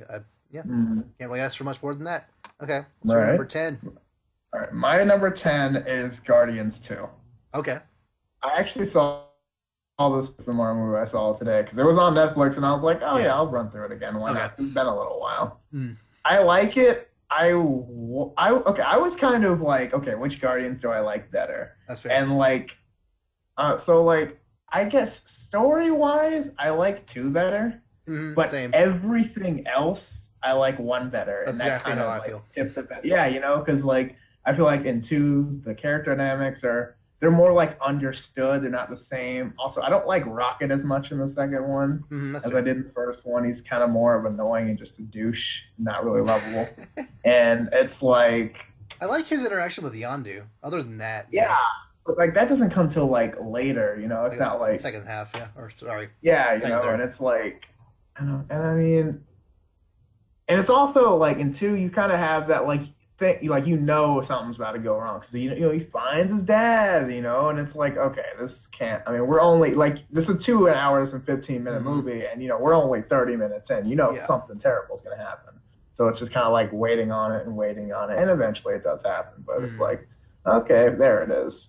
I do like Mantis. I like think that was a good Uh, addition. I think they could have done more with her, especially like she can like her like she can like feel emotions or whatever. I feel like they could have done more with that. I do mm. like how they did the whole like you had a sexual love for her, and he's like, no, put your hand down. I'm just kind of like, and of course, and Drax's laughing is not helping at all, of Mm. course, because I do will say though, Drax is not my favorite either because he's Yeah, kind of just I don't like Drax at all. Actually, right. I like It's him a just kind lot of better like in the second one because he's not just fueled with rage and hatred and mm, just kind of generic, and I don't know. He wasn't oh really ever funny in the first one. He no, was actually pretty funny in the second one, but at the same time, I didn't like him either in the second one. I liked him more, but like not really saying it much, still you know? wasn't that much. Yeah, it's kind of just like okay, he's around. Like I like the dynamics between I like Peter and I like Gamora, and I also like how in the second one Gamora and Nebula kind of make up, even though I was trying to kill you 4 seconds Oh ago, yeah, but we're sisters, so it's fine. yeah. But I mean, and that was pretty good. And like you said earlier, the soundtrack not much weaker in the second Mm, one, and like it didn't feel as Guardians. Like, yes, we're going around and blowing stuff up and saving the universe and all that's what we do. But at the same time, I think Baby Groot was kind of I I didn't like it. Like I know a lot of people are like, oh, but it's so cute or oh, he's kind of fun. Like I do like the bomb scene where it's like, okay, now tell me what I just saw. He's like, I am Groot, and he's like, yes, but I'm like, no, not that part. I do like that part, mm, but like some of the other parts, like you said, with like the prison scene where they're trying to get there, he gets everything, but like that definitely went on too long. And like even at the beginning, where like we're fighting this giant, tentacle monster, whatever that thing is, yeah. and it's just looking at Groot for the first 5 minutes. I'm like, okay, can Playing we a song I at don't least really care about, like, yeah, and he's just kind of walking. I'm just like, all right, like I get it, baby Groot, but I've seen enough of him in the trailers. Can we get to the actual fighting stuff? mm-hmm. And that's great and Yeah. all, but Like, whatever. almost every scene I just kind of was either lukewarm to or didn't like in Guardians 2 would have Hmm. would have been exponentially better had the soundtrack been better.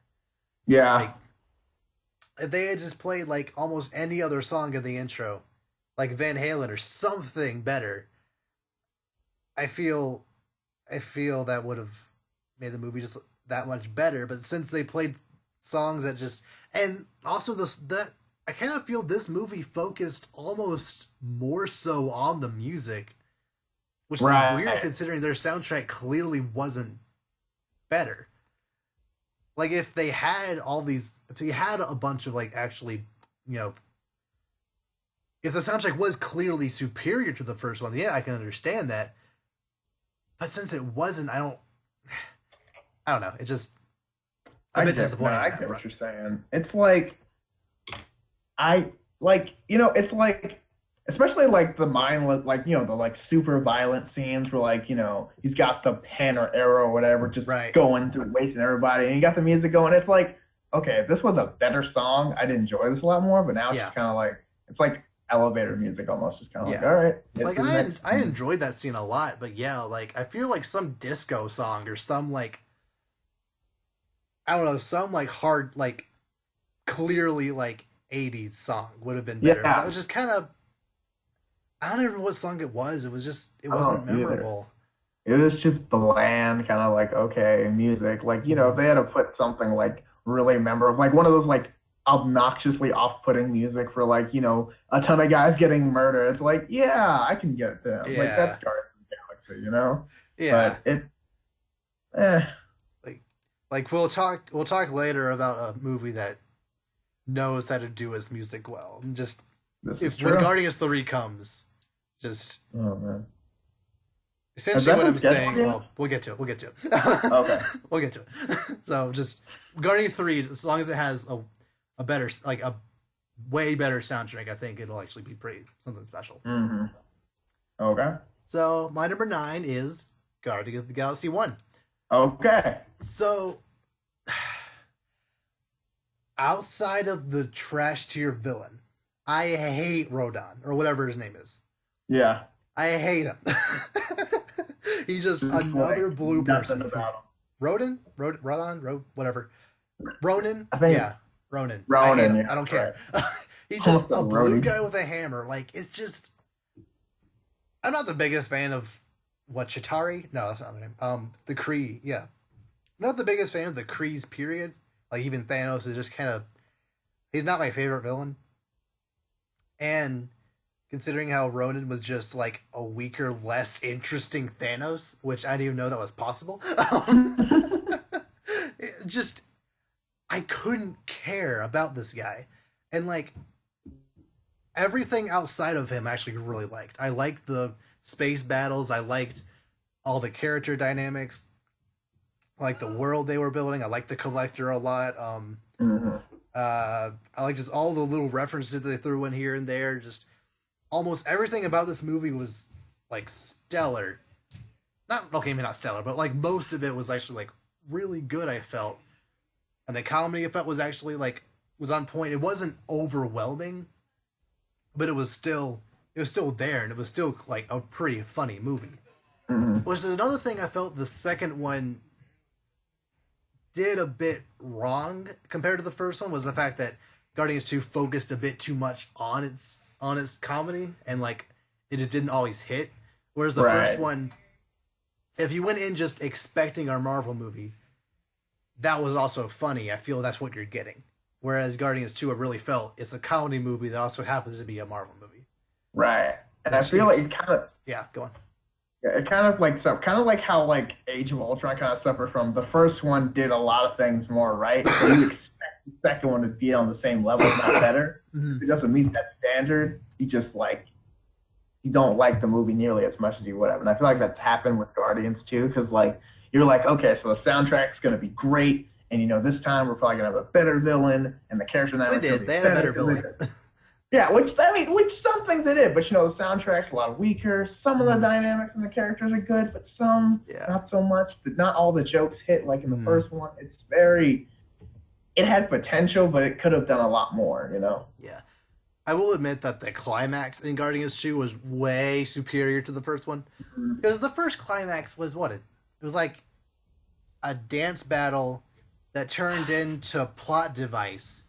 Like, all of them held hands and then nothing happened. Like, okay.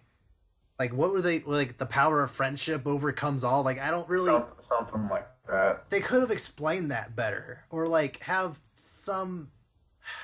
have some kind of repercussions for that. But no, they just held hands and hoped that would work. And it just seemed kind of contrived. You're just like, okay, yes, that's what we're doing, but that's fine. But like outside of that, I felt Guardians One was overall a better movie than Guardians Two. Hmm. Yeah, that's what I thought too. But Yeah, and just the fact that the soundtrack was so good, the fact that almost all the jokes landed very well, like hmm, that's why it's so high on my list. right, and it's kind of just like it. What it did well, especially what from what you were expecting, Mm. blows you away enough that you like, yeah, I like this movie a lot. Mm. Okay, All what's right, your nine? so my nine is Iron Man. Okay.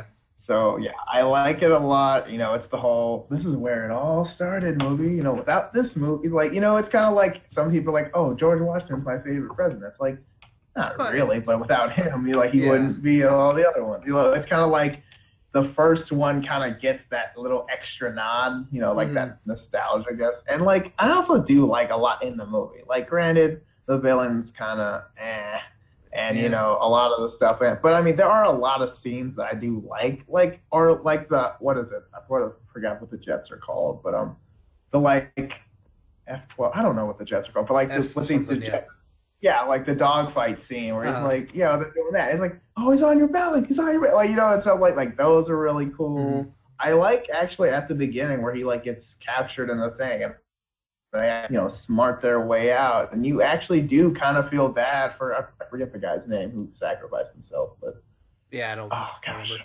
yeah, I don't remember, but yeah, he sacrificed. You actually do kind of feel bad, but you know he has to live on, and you know he Hmm. actually does invent the Iron Man suit Mark One kind of, so that was kind of awesome. And then Yeah. you know, like I said earlier, I love how he's like you know inventing stuff and like the test flying stuff where he's like you know Hmm. like we're so like by the time we get to the other movie, it's like you know he flies like it's nothing, and like but in this thing he's like barely off the ground, like Um. shaking all the stuff, and then he you know flips into falls onto his Yeah. very expensive car, and that's just I just like seeing like kind of like from humble beginnings kind of thing, and like Hmm. especially knowing where it's going, like it's a big deal for me. So yeah, that's why I have it up there. Yeah.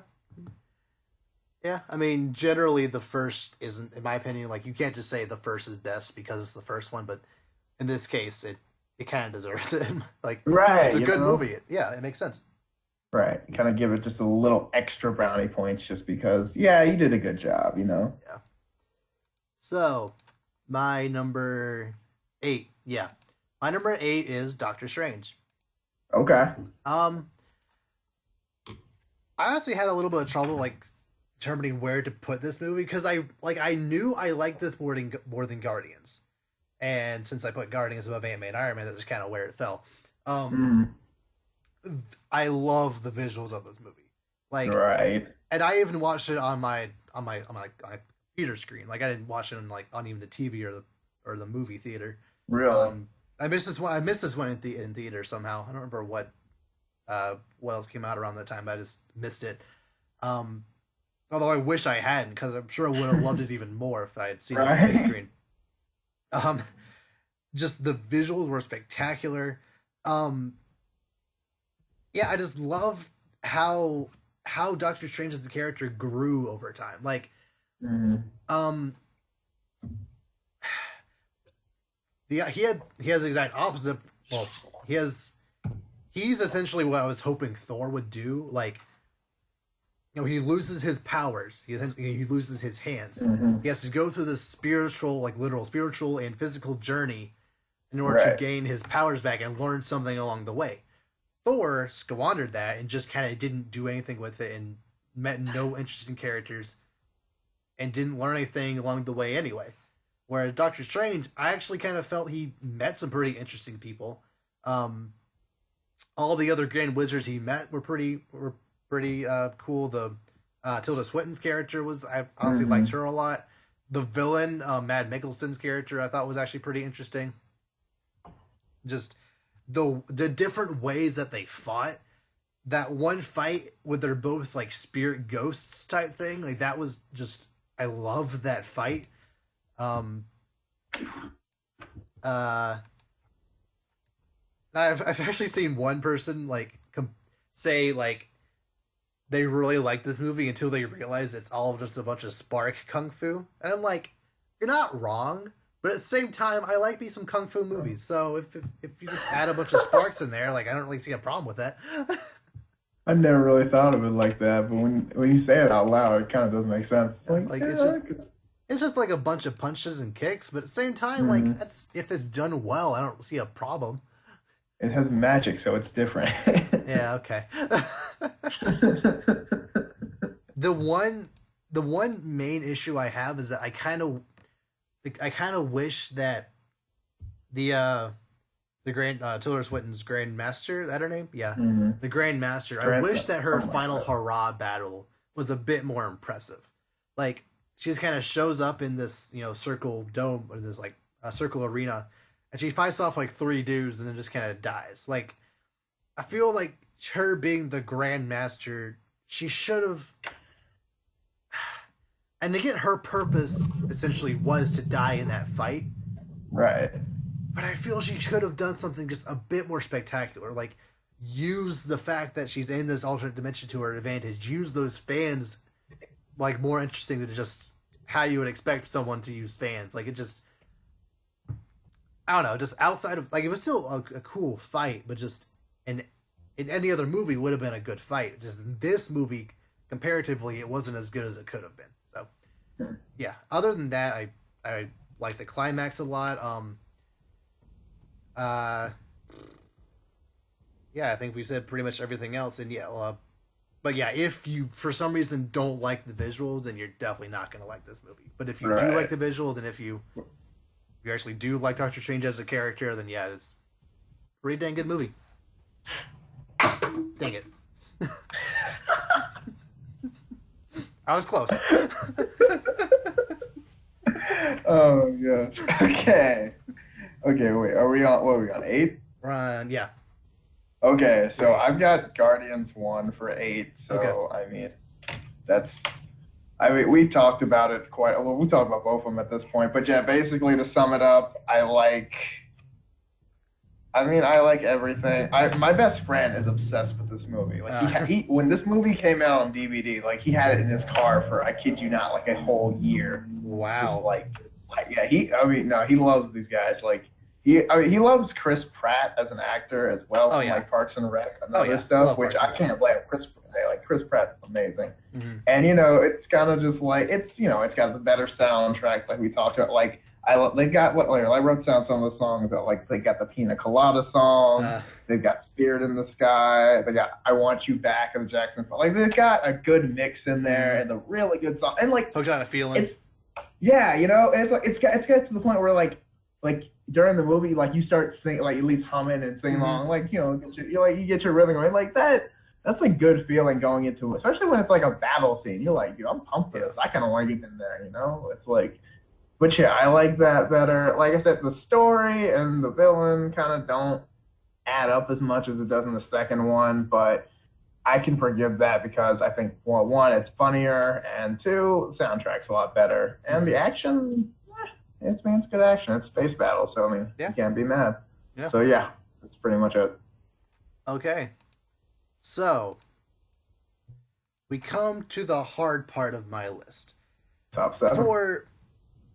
For what I say, 9, 10, 11, and 12. That was kind of hard to judge, but at the same Hmm. time, those were kind of in the middle of the list, so it didn't like really matter where I put them. Like Right. I can change tomorrow and like I can look at it tomorrow and say, oh, I actually like Iron Man better than Ant Man, but at the same time, it's Yeah. not really gonna matter. Yeah, it's not Four, like moving oh, it. go on. Like Oh god, no, you're good. okay, That's all. okay. 4, 5, 6, and 7 could all be number 4 tomorrow. Oh, snap. Okay. Like I'm interested. I had a hard like I knew my top 3 going in. Yeah. And like I thought I knew number 4, but But it wasn't like I and then like after I established okay, not that like oh I like this one better, but no I like that one better, but like oh do I like this one better than that one? Do I like that one? Like just like a flow chart like which one do I yeah, actually like the yeah. most? And I just how it ended up, and this could easily change tomorrow. My number 7 is Marvel's The Avengers. What? Yeah, I know. Wait. Okay. What? All right. Really? Yeah. 7? 7. Yeah. You're telling me there's 6 better Marvel movies than The Avengers? There are 6 Marvel movies that I like more. Very different. Oh, okay, this is true. But still, 6? All right, okay. All right, no, good. Talk to me. I want to hear this. I love this movie. Like I said, it could be number 4 tomorrow. But like, okay. And like every single time it comes on FX, I will watch it all the way through. Right? It's that good. Like That's what I'm saying. Loki is an amazing villain. All these characters, just the way they team up is not contrived at all. It's set up very well. You know who all these characters are going in. Even if you haven't seen their respective movies, you still know enough about these characters just by the way they talk and interact with each other that you still care about what's going on. Because when I first saw it, I hadn't seen Thor, Iron Man, or Captain America. I think of Marvel's The Avengers was actually the first Marvel movie I like legitimately saw all the way through, which is interesting. So I didn't like really know who any of these characters were, like at least in movie form, but I still really enjoyed this movie. I don't really have any complaints about it outside of Captain America's suit being kind of and the Chitauri just, I don't know, they just seem kind of weak for what they are supposed to be. Like, they're supposed to be this like super race of aliens that are essentially like Thanos's personal army, and yet Scarlet Witch can just take them. Or sorry, Black Widow. I always call her Scarlet Witch because Scarlett Johansson, you know. Yeah, Black Widow can just take them down with one shocky stick. Yeah, it just or like a bullet or something. Just kind of like okay. Or Hawkeye can just like shoot one out of the sky with an arrow. Like, you're supposed to be these like super powerful alien race, yet you can take it down by just another archer.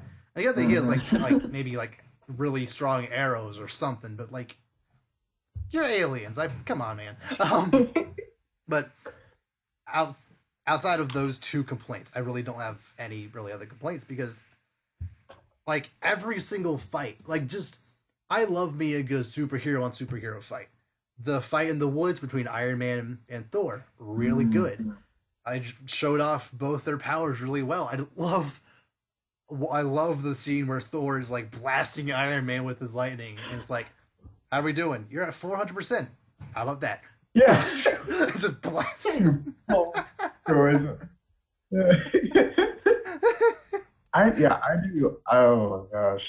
Or like, I love the scene where he tries to, Loki talks to Iron Man. It's like, how will they be fighting me when they're busy fighting you? And he like tries to post him. And he's just like, oh, it's performance issues. 1 in 5 actually. Just like, you got this like demigod threatening him, and he's just making jokes, and I'm just like, dude, this is hilarious. Yeah. He's like, he knows he's smarter than this guy, which is insane. Right? He's like a so confident going into this. Like, I'm not in the slightest worried about this guy. Oh my gosh. And yeah, like, and Sam Jackson as Nick Fury is always good. Just there's so many quotable scenes from this movie. Just like, I can't explain why it's not higher, but I just, in this moment, it's a number 7. Okay. All right. Maybe it's just like a recency effect where like all the other movies I've technically seen more recent than this one.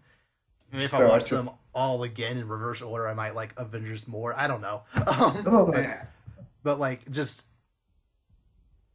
and yeah, I just love what this movie did for comic book movies, period. Like, it was the first time you see all these superheroes on this big screen for the first time, and it felt big, and it was big. So like, it definitely did its job very well, like as well as it probably could have done. So, all right, okay, cool. What's your number 7? Right. Okay, so my number is the other Avengers movie. I've got Ultron at 7. Okay. Yeah. So this one definitely was not like when this first came out, I was kind of really underwhelmed. I was kind of just like, oh man, because like it's like, all right, we got the same central kind of idea. We've got all the heroes back, but this time we're gonna add some new stuff in. And I was not a huge fan of a lot of the new stuff. That's fair. Like, I mean, the Maximoff twins. I mean, they're oh, I wasn't a huge fan. Mm-hmm. I mean, it was just kind of like, yeah, okay, Pietro's kind of quick. That's cool, but I mean, doesn't do too much. And Wanda, although does have a big part of it with her powers, still isn't that interesting of a character. At least in this movie, yeah. Yeah, like starts for like a starting movie for her. And, Ultron, who is at times is a kind of a cool villain, but I was never like really like, man, this Ultron thing. He's no like I was never no, yeah, it's like, if I'm gonna have all these heroes, this villain's gotta be top shelf tier, I need that, someone on Loki's level. And like Ultron, I mean, he's different and he's got a lot. I like how he's kind of like got all this going for him. He's like, the ultimate machine. He's got all these replicas and he's super hard to deal with because, he actually does almost win. But at the same time, it's like,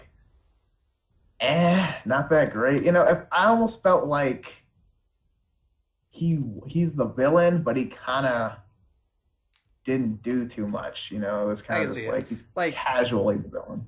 He theoretically was taking over the world from the inside, but you never really felt the sense of dread that you probably should have felt with a villain like him. Yeah, like the world never really felt threatened. Like even in like Sokovia, like when stuff's falling apart, blowing up, you're never like, man, we gotta stop it. You kind of just like, well, we got this. It's no big deal. And I don't know, maybe that's just because of the other Avengers movie. You kind of just felt like the world, like it's something about like orbiting like space hole. Everyone's coming through. Like we gotta save the world versus like, okay, robots. We've dealt with this. Like I almost felt like they were fighting like Iron Man suits almost, kind of just like... Yeah, I mean, they pretty much were, to be honest. Yeah, I mean, in a sense they were. And then, they add in Vision, who isn't... I kind of do like Vision, but not a lot. Enough, yeah. Yeah, not enough, and like, and the love for him, for me, never really grows. So like, whatever happens to him in Infinity War, I mean, I'm not gonna... He's not going to be the one I'm going to shed a tear about. He's expendable. Yeah, exactly. It's kind of like, okay, that's fine. I mean, I personally like Jarvis more, but I mean, it's fine. And then, I mean, honestly, my favorite parts of this movie are kind of just like the small talk between the Avengers. Yeah. Honestly. Yeah, like, that scene where they're all picking up the hammer. Yeah, like that is my favorite scene in the movie. Like I don't even care. Like it's not even an action scene. They're just showing on. I was like, yeah, it's a trick. He was like, yeah, no, you're just not worth it. And then, it's like, oh, and like they got him and Rhodey are both places like, are you even pulling? And he's like, oh my god, like they got the Iron Man gloves, like casually. I was just like, don't do it. And then Captain America falls down, like almost moves, and like wiggles, like yeah, okay. And then Vision just casually, but it's fine. But I don't. And then I love the scene where it's like, oh my gosh, it's like, okay, so they're like talking about the hammer. It's like, so a machine can do it. And he's like, but if you put it in an elevator, and I'm like, elevator's not worthy. Right, but it'll still go up the. Okay, okay. Would it? We're gonna talk. Would it? Yes, because okay, think of it this way. Way. Okay, so the hammer doesn't. You can't wield the hammer without being worthy, correct? Yep. But you don't have to wield something to move it. You know what I'm saying? But this is a magic hammer. But it's not. It's not about the elevator being worthy. The elevator is not an object. Okay, rephrase. The elevator is not a person. It's just an object. It's like the hammer falls due to gravity, right? Yeah.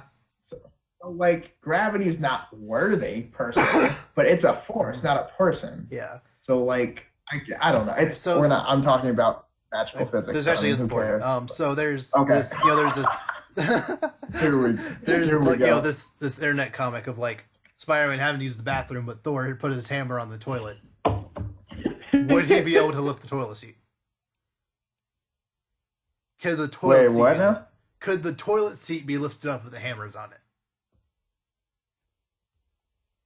No, because you have to lift the toilet seat by yourself. Like the toilet seat, if the toilet seat was automated, if it was strong enough, maybe.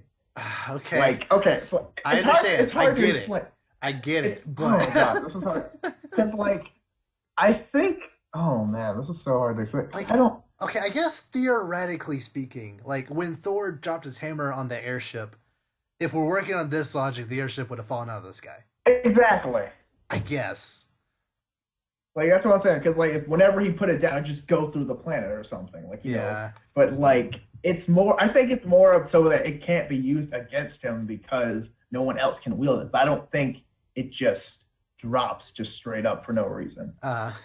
Okay. It's this is an interesting. I love this. I love bringing this out with people. Oh yeah. So All right, number 6.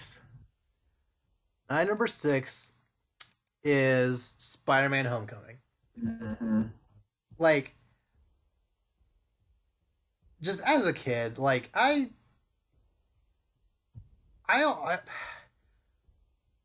never loved Spider-Man. I liked Spider-Man, but like I never Really? loved him. Like of course I have like Spider-Man pajamas. I had Spider. I say pajamas, pajamas. How do we usually say it? Anyway, I had a Spider-Man Halloween costume, but I never actually got to wear it because my mom didn't let me do Halloween. Whatever, that's another conversation. Same. And like, but outside of that, I just kind of never really grew up with Spider-Man. I never watched the movies in theaters because I was too young to watch a PG-13 movie.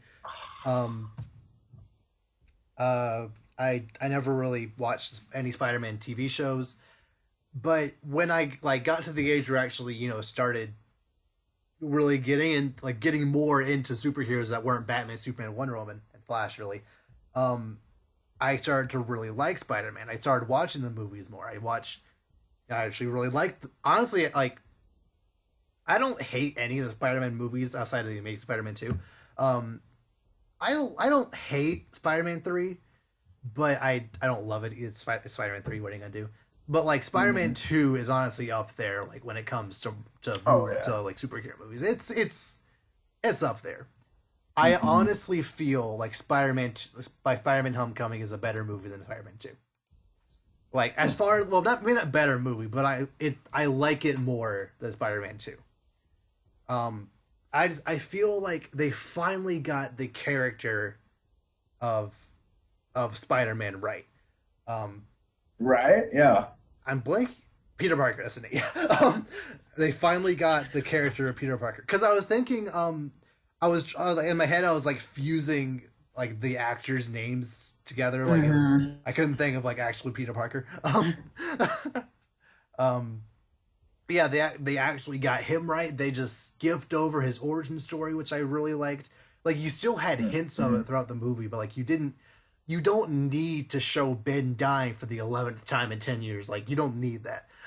Right? And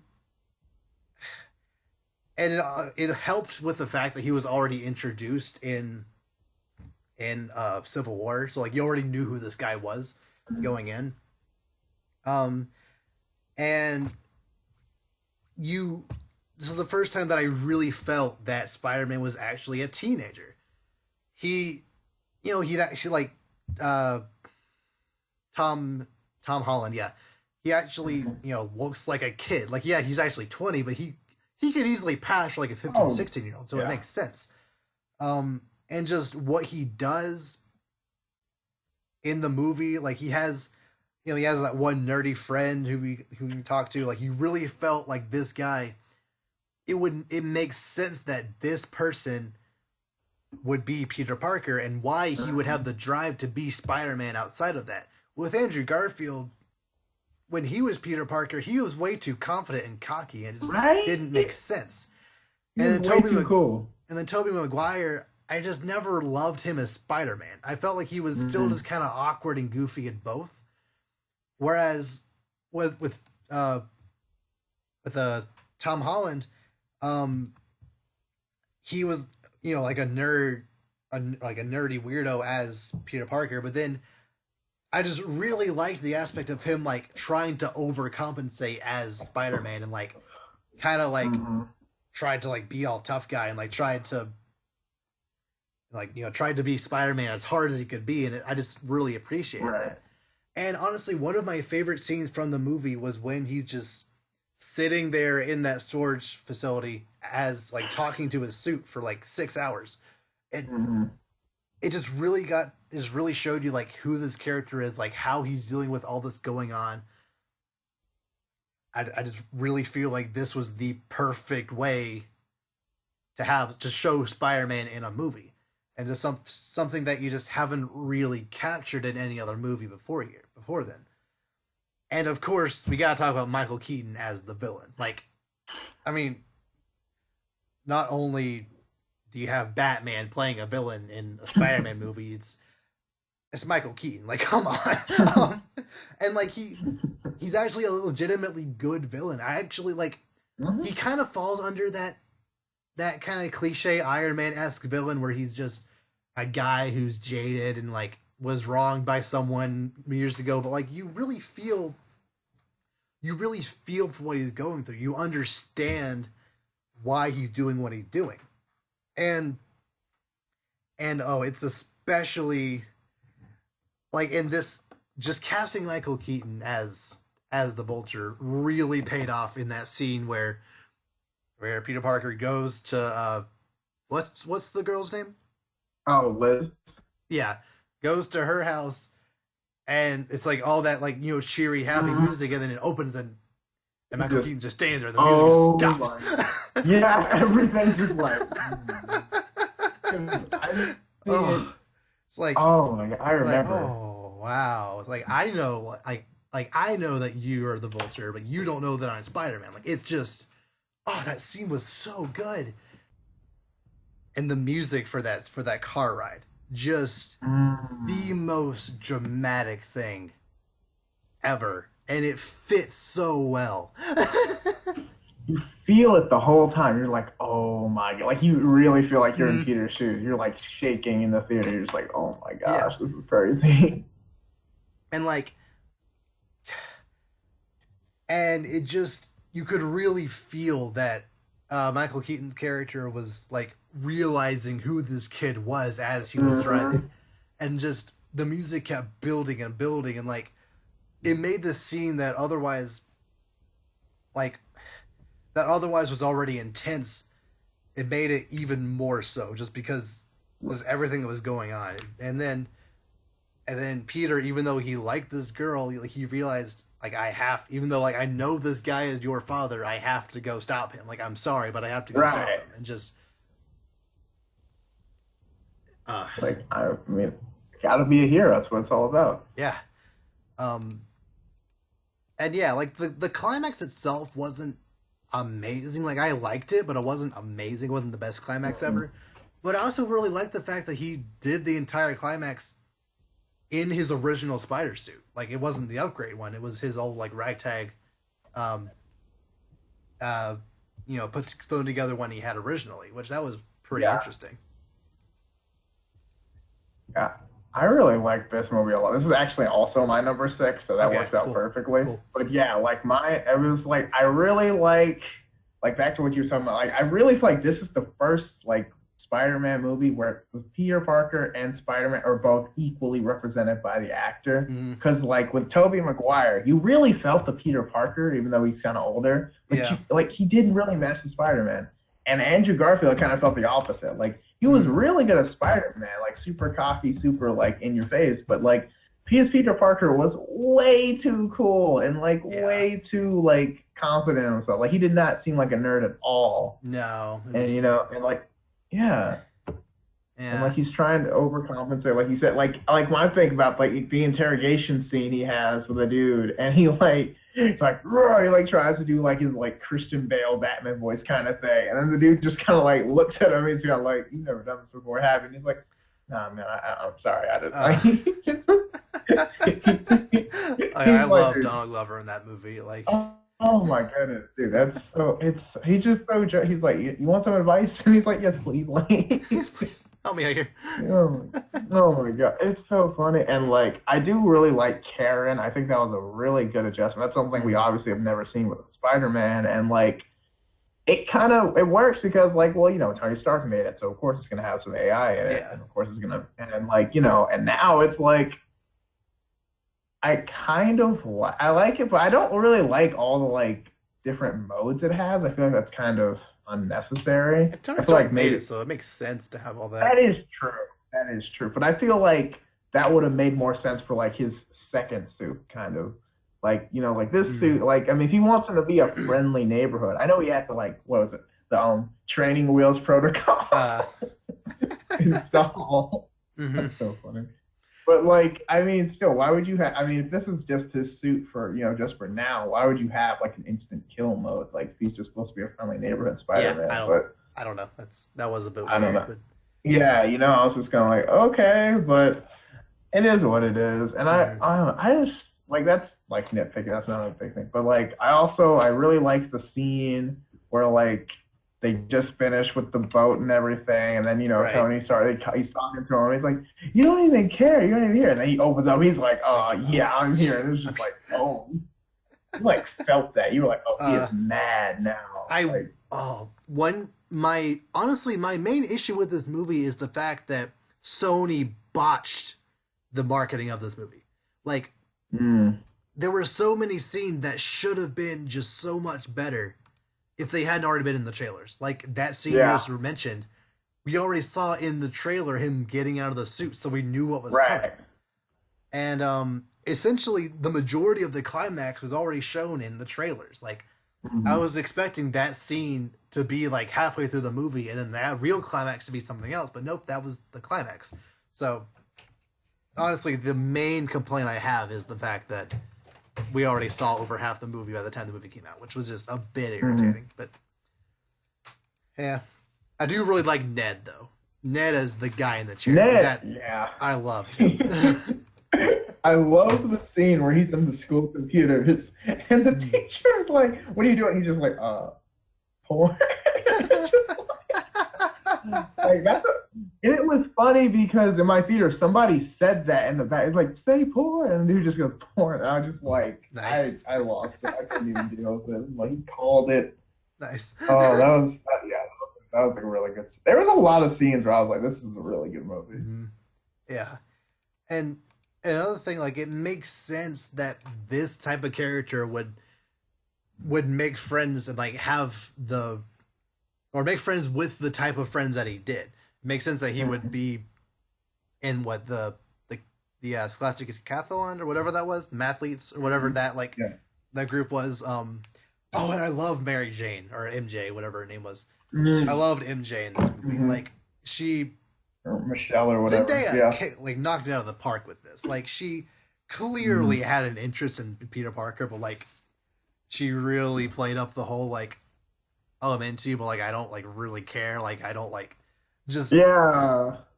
that's high school stuff right there. Like you for Right. some reason just it's this idea that like, oh, you don't want the other person to actually know you like them, even though like clearly you both are compatible. Like that's just something that like happens all the Mhm. time in high school, so it makes sense. And I also appreciate the fact that she's not like she actually turned Mary Jane into an actual character, which is something that no one else has ever done on screen or even on TV before. Mhm. Usually she's just another damsel in distress. She's solely the love interest, whereas Zendaya actually put like character into it. She actually had a personality Mhm. for once, which was refreshing. Right. Yeah. Yeah, in general, like as a celebrity, so like she a lot of her roles, she like kind of puts her own kind of put into it, which I Mm. like for this because, like you said, it's like it gives Mary Jane actually a character, not just oh Peter help or whatever, Spider Man help. It's more of just like I'm my own character. Like you're actually interested in like my dynamics as well. Like, Mm. and I'm interested to see how that goes into like the next Spider Man movie. Yeah. Whenever that's what next year I supposed to think come it's out. 2019. Yeah, that sounds right. Okay. Okay, Yeah. so yeah, that's gonna be interesting. But yeah. Yep. So yeah. Overall, I feel like this is by far my favorite Spider-Man movie. Oh, definitely, definitely. So that was your 6 too, right? All right. Yes, it Okay. was. So my number five Top five. again. This could have easily been number four, but like it was just not quite there. Black Panther. Mm-hmm. Like I, I oh this movie like I said in my Black Panther review, which you haven't seen that, go uh, find that. Uh, this I feel is technically the best Marvel movie. Just the villain hmm. is spot on, the world they built spot on, the protagonist amazing, the choreography amazing, just the reason for people doing things, the dialogue, just I could go on and on about just how good this movie is. And like really the only complaints I have are just little nitpicks that don't really like mean anything. Like, and the main reason it's not higher is the fact that like the action scenes just aren't quite. I'm not going to say they aren't as good, but I liked action scenes. I liked other things here and there better in other movies. Like, they're not better movies than this one. Those aren't necessarily better action scenes, but I just like them more. That's essentially all it comes down to. Got it. Right? Yeah. So yeah, I don't really feel like I can say much more about that movie that we didn't already talk about in our review. So, That is true. Okay. what's your number five? All right. My number five is Thor Ragnarok. And Five. this, Wow. I know. And this was hard. Like Okay. this top five. I did a lot of erasing. I did Uh huh. I was like, no, no, that can't. Like, I mean, there was. That's I why you do it took on. this That's why you do top. it on a Word document, similar to erase. See, I know that makes. I see that now. Like, but it's like at the time, like, 'cause I'm having hard like read. I'm like, is that what I? But no, it's like I literally like with this whole. I literally spent so much time on the top five, and it's like, all right, it comes down to like, what do you love the most about all these movies? And Mhm. I love this movie. Don't get me wrong, but it's just it's some I love it a little bit less than the other four. And That's it's fair. I mean it's super close. Like all Hmm. these movies I would give an A, but it's Oh like yeah. which one do you give the 92 versus the 90? Like we're splitting hairs to the Yeah. point. But no, Thor Ragnarok, I mean, great movie. It's super funny. It redeems Thor so Oh much. yes. It's like I mean that's just one like I just love because it's like especially working off of other characters at times like I don't in the Avengers movies you like Thor, he works off the other characters, but when it's a Thor movie it's like, He can't carry his own movie. right, it's like, oh, this is not gonna happen. Like I'm like, oh goodness, no. But he's like, okay, they got Hulk. I mean, there's gonna be some more Loki. That's always good, Valkyrie but was I mean, interesting. yeah, I know, right? Like this character Valkyrie that we Jeff just gets Goldblum, introduced just to. everything was. I Oh. know. And I mean, it's like it's real. Like jokes are really good. I mean, like Get Help is still probably one of Oh yeah. the funniest Marvel jokes I think I've ever I'm heard. not And I doing mean, Get Help. I couldn't. Yeah, no, I couldn't. Like when he brings it back in the end, and Mhm. it's like, gosh, this is so good. This is so fun. And it's all this stuff, and oh my gosh. Okay, let me organize my thoughts Yeah. here. Let me go to my notes. It's Okay, essentially. so. Oh, go on. Sorry. Thought you were Oh about no, to. no, no, no. Go ahead, go Yeah. ahead, go ahead. Essentially, all I'm gonna inject here. I'm gonna talk about it more later. All I'm gonna inject here is that I have never seen a movie franchise just go from the pits to the top, just with I one movie. know, right? Like Thor, That's I what don't I'm like saying. Thor. I don't like Thor. I hate Thor: The Dark World. But Thor Ragnarok is just So good. how is that movie so good? Like they got the right director. Just it came out at the right Mm-hmm. time. Just I Mm-hmm. think it honestly might also be the fact that nearly 80% of the movie was unscripted and completely improvised. That helped too. Yeah. Like almost all the jokes were not written down. They just were able to do whatever. So you actually got some Like, character out of Thor. Chris Hemsworth wasn't, right. he wasn't given okay, be Thor now. It was be Chris Hemsworth playing Thor. Like there is a difference. Like Right. do whatever you Right. want. And I Just think that's make a movie.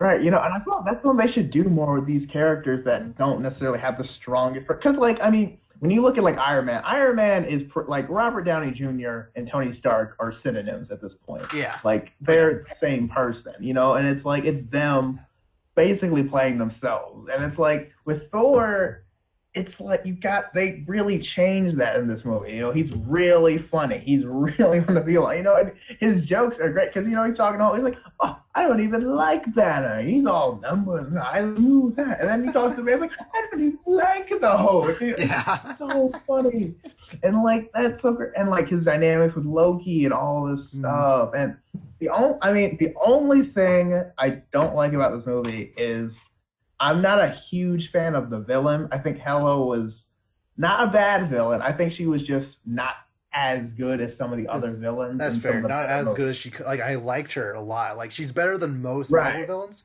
But when you're in the top 5, like, you gotta bring That's what I'm saying. That, you know, that's splitting hairs stuff. Like, this is a great, but it's like the villain really didn't engage me. Like, I was not feeling it the whole time. You know, I wasn't feeling it quite as much as some of the other ones, which you know, it's like it's great, and like you know, but like everything else, I mean, it's great. I love how Hulk, you know, the scene where he throws around Thor and Loki's like, that's what I mean. That scene alone was worth the price of like mission. I would have paid. That was great. Like, I love that. Like, I remember talking to you before the movie came out, and I said, like, I don't care how this movie goes. There needs to be a scene where Loki reacts to the fact that Hulk's in this movie. And they did that perfectly. They were listening, man. I'm telling you. It's like, I know what you want this. Don't worry. We got you. Like, Hulk comes in and, like, Loki just stands up and it's like, I don't like sports. I have to get out of here. I have to get off the planet now. And actually runs away before he gets stopped by the cluster, which is hilarious because it's like he was actually gonna get a ship and just beeline it for anywhere else in the universe. Anywhere. He's like, I can't. I need to be not here. Yeah, I mean, it's so funny, and and even the minor characters are so much fun. Like Korg. Korg, I love Korg. Dude, I mean, oh my god! Hey man, we're gonna go have a revolution. You want to come? You know, it's like he was voiced by the director, by the way. Which is I like that, by the way, because like you know, just add those little stuff in there. But I mean, it's like when even the smallest of significant characters hit that well with the major character, like there's nothing about this movie that misses really. Like there's no part you're like, oh, they could have done that, but like everything's done really well. It's a whole lot of fun. The action's really good, and the final battle does not disappoint either. Like I mean, right? We'll talk about it more when we get to mine, because I have a lot of stuff I want to say about this, but I'll save it for later. Oh my gosh. But yeah, I mean, it's so much about it I love, and even at the end where like Hulk is like that, they have to like persuade Hulk not to keep fighting. Like Hulk, and like we want to see him fight, but we understand like movie needs to end. So. But no, Hulk, it's better you go. We need you for Infinity War. Come on, we gotta go. Do we though? He's like, I know, just get in the ship, Hulk. I know, but you know, and I can't say enough about this movie. I know it's only 5. I know, but blasphemy. I have the Avengers at 7, so what can I can't. That's what I'm saying. I mean, take my nerd card if you will. That's fine. I understand. I've sinned. I know, but boom. All right. Okay, number 4. My number 4 is Avengers: Age of Ultron. Okay. Like I said, like. It easily could be number 7 tomorrow, but like as of right now, it's number 4. And if not solely because of that epic intro, the movie starts with just the most. It's what I love tracking shots. It's one-shot tracking shots. I love, and just nonstop action, just showing off everyone's abilities. Just. It just gets me every single time. Like I legitimately watched that scene yesterday. Like just because I felt like it. Right. And specifically for making this list, I was like, let me watch that scene again just to make sure I like that scene as much as I thought I'd. And yeah, it's a good scene. I was right. and and it's not even just that. One of my favorite scenes in all of Marvel is the Hulkbuster versus the Hulk. Like that Hmm. that might be one of my favorite fight scenes in the entire franchise.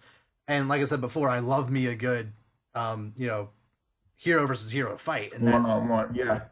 pretty darn good one. um uh but yeah, like you said, the villain isn't the best. Like I like him a lot. Like I like I can't remember the name of the voice actor, but like um I like just the way he sounds. Um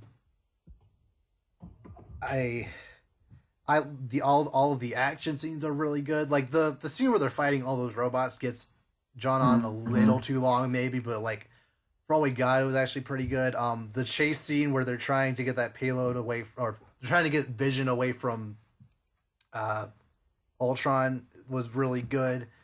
Just yeah, I can't like another like the only real negative that I have that like that might sway me to put it below Avengers is the kind of weird subplot between with Black Widow and Hulk's romance. Like it just Hmm. it's not that it didn't work. It just kind of came out of nowhere. It didn't really go anywhere, and just Right. I don't know. And also many people complain about the fact that like, oh, nothing happened in the middle of this movie. I'm like, nothing really happened in the middle of Avengers either. Like, there's a good like 20-minute sequence of them just trying to fix that ship for 20 minutes. And, like Yeah. nothing else is really happening. Um, Same kind of thing here. Like, there's maybe like 20 minutes of downtime. Outside of that, there. Oh, and also it kind of has the movie kind of has an issue of where like it wants to tell its own story, but at the same time, it also really wants to set up other movies, like with that weird Thor Hmm. vision and Ulysses S. Claw being in there, or is he S? I don't know. Claw being just kind of there, um, and just a couple other things here and there that just kind of are only there to set up other movies. But like outside of that, I feel this movie did almost everything the same, if not better, than the first Avengers. Which I know it sounds like blasphemy, but still, I just feel, especially the action sequences, which is another like Yeah. pretty significant portion of my of how I judge these movies. So yeah, number four. Yeah. Yeah. Okay. But do So you have I got anything else to say number about four. Age of Ultron first? Oh, I mean, I already talked about it a lot. You pretty much brought up the other stuff. Yeah, I do. I would agree. The action is better, arguably. So yeah, that makes sense. But at the same time, it's like I don't. I guess for me, it's just even if the action's good, I still want to have that like purpose driven behind it. You know, Mm, it's like, and don't get me wrong, I know he's like, oh, I'm going to destroy the world, but I mean, at the same time, it's like I don't feel that though. And then yeah, again, it's a robot. So how much emotion does it show? But true.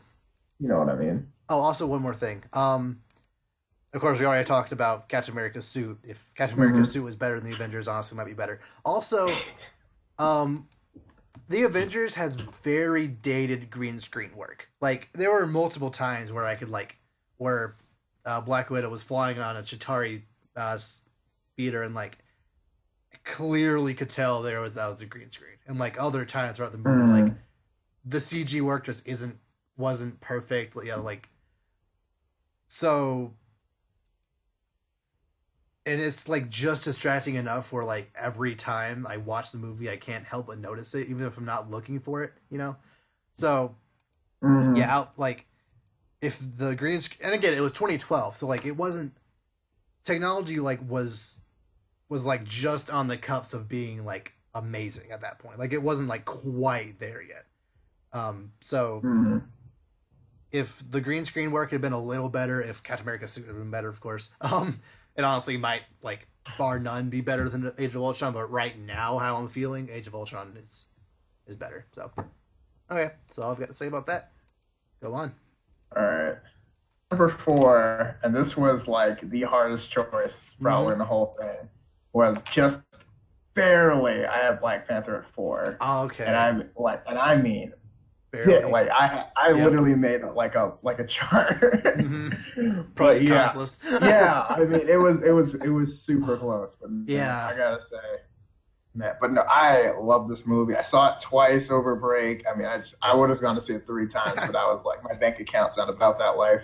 But no, I mean, I love Wakanda. I love the world it's in. I love the dynamic. I mean, there's so many characters that I want to know so much more about. And Yeah. that's something you can rarely say about a lot of movies. Like maybe you can say that about like a Thor Ragnarok, but like other than that, I mean, because like I'm like I want to see a movie with just Shuri, or a movie with just right? Hmm. Like I could see like I really like it. And like Black Panther going into this movie was my favorite MCU character. Mm.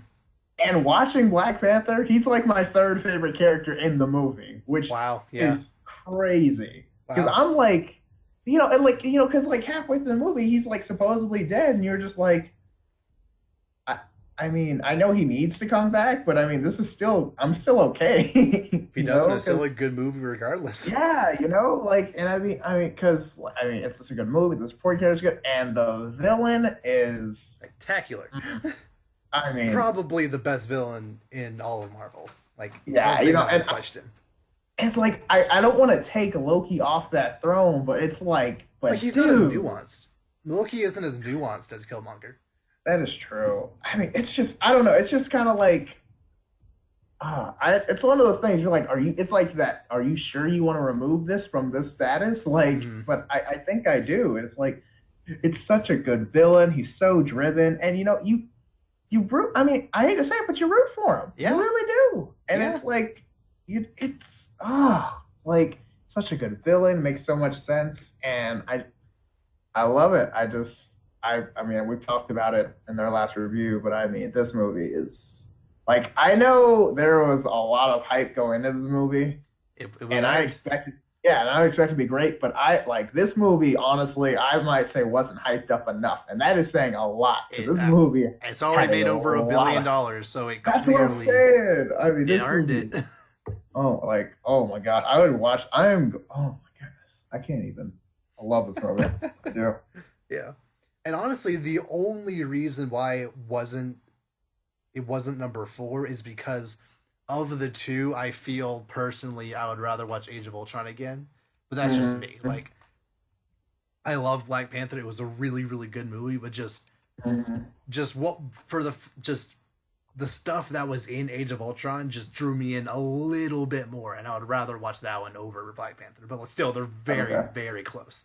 So Yeah. yeah. Um. Whew. So. I'm getting goosebumps thinking about it. uh, Number 3 is Oh honestly man. the movie that, like, after I watched the Avengers, I liked.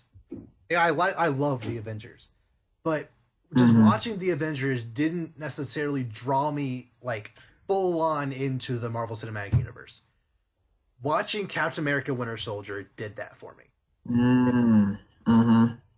That movie, like, some of the best combat in a movie, some of just the best, has one of the best stories of any of the Marvel movies. It has Mm-hmm. um not necessarily one of the best villains, but like just one of um some of the best supporting cast. You actually get to see Nick Fury Mm-hmm. doing things in this movie, which is very refreshing. Yeah. Because every other time, like in the Avengers, you just see him shoot a rocket launcher one time, and that's pretty much all he does. Mm-hmm.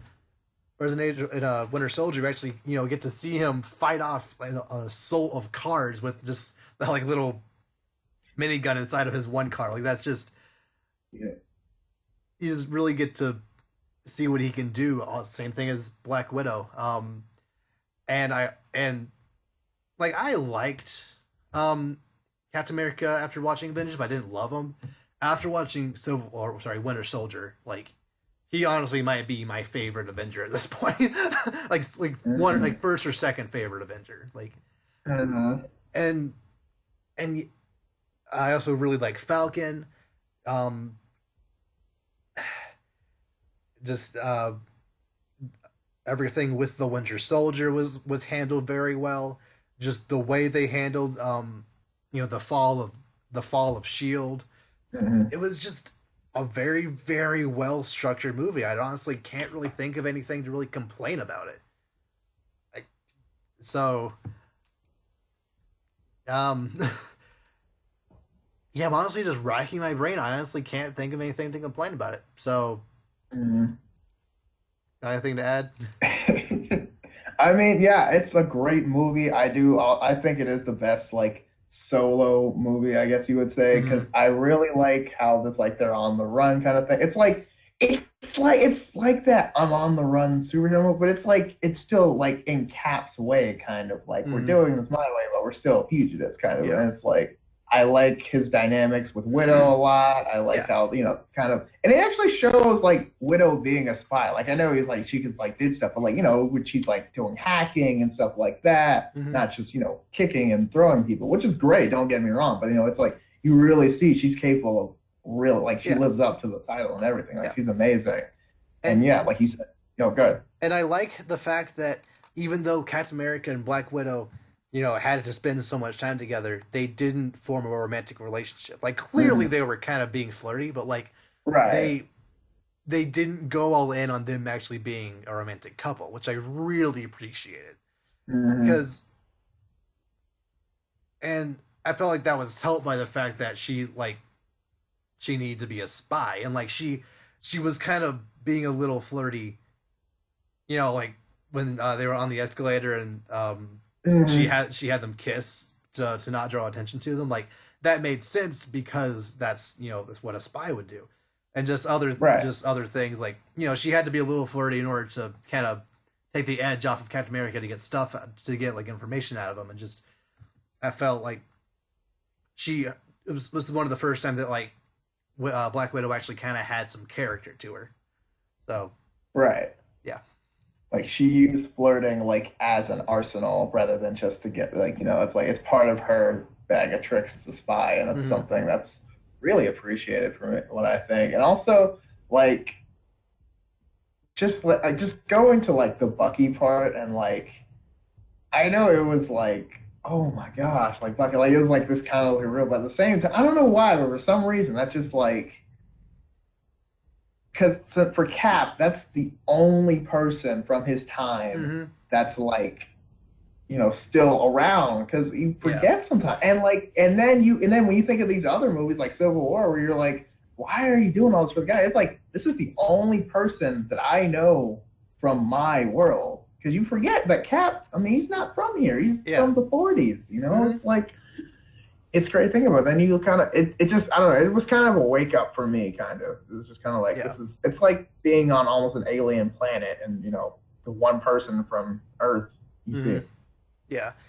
Oh, and I love me a good scene where it's just one guy Mm-hmm. taking down an entire like ship or an entire Yeah, boat or whatever. Like that elevator. elevator. Yeah, there are multiple scenes in this movie where it's just Captain America one man armying an entire like group of people. Like on that Right. boat at the beginning, you had Black Widow doing her thing as well, but like Captain America's primary focus was to defeat all of these guys on this ship without anyone noticing. And then you have that elevator scene where it's like, before we do this, they don't want to get off, and then they just go at it, and Captain America beats them all easily. It's like, yes. Oh, I remember seeing that, and I was like hoping that like one person would just like get out of the elevator, because like that Yeah. would be me. I'd be like, you know what, guys? Can I stop on four? Like, can I just you just Like, let me know? I don't. this wasn't part of the plan. I'm Oh, getting off, but sorry. yeah, it's like Bye. I was just here to be a lookout. I was not prepared for this. Oh my goodness. But yeah, that was a really good scene, and just Yeah. oh man, yeah. That's one of I think that movie really made me fall in love with like Captain America as a Mm. hero, because it's just like, dude, you really want to be on his side. Oh yeah. All right, all right. Okay, so yeah, That what's your was three, right? yeah? Okay, so my three is actually the Avengers, the first one. Oh, I thought it'd be number one. Yeah, Okay. yeah. Yeah, see, you think that, but Because it you gotta. freaked out when I had number 7. I'm like, is that your number I, 1? Okay. but you did have it seven. But you had it seven. I was just like, because you still had. Because you picked that one over Ultron, and I was just kind of like, They were very really? Like, close. Yeah. I I know, made I my know. It was argument. just I was looking at like which ones I had left because I assumed you had the same ones left, and I was like, really? That okay? That's fine. But no. But anyway, it's like okay. Yeah. So basically, the Avengers movie. It's the first time everyone's come together. It's huge. It's really good. It's the giant. Really, the main parts of the movie that people can. It's the beginning when they kind of fight among themselves, and it's obviously the huge ending scene, Yeah. which is epic. And there are some parts in the movie that aren't great per se, Yeah.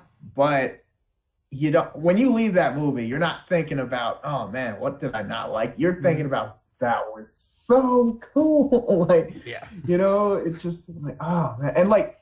I think my favorite scene is in the final battle when they're all kind of like they're like using their powers together, like when like Hulk throws like the shard into the thing's back, and then Thor gets the hammer with the lightning. And Yes. Iron Man the flash cap shield and like sprays all. Oh. Again, it's a tracking shot of all that happening. I know, it's so like good. All's happening simultaneously. You're just like, oh my gosh. Like people who trash on Joss Whedon as a director, like he's not the best writer, but as a director, he's a pretty darn good director when it comes he knows to stuff like that. Especially with action scenes. He knows how to get like it. They're really good.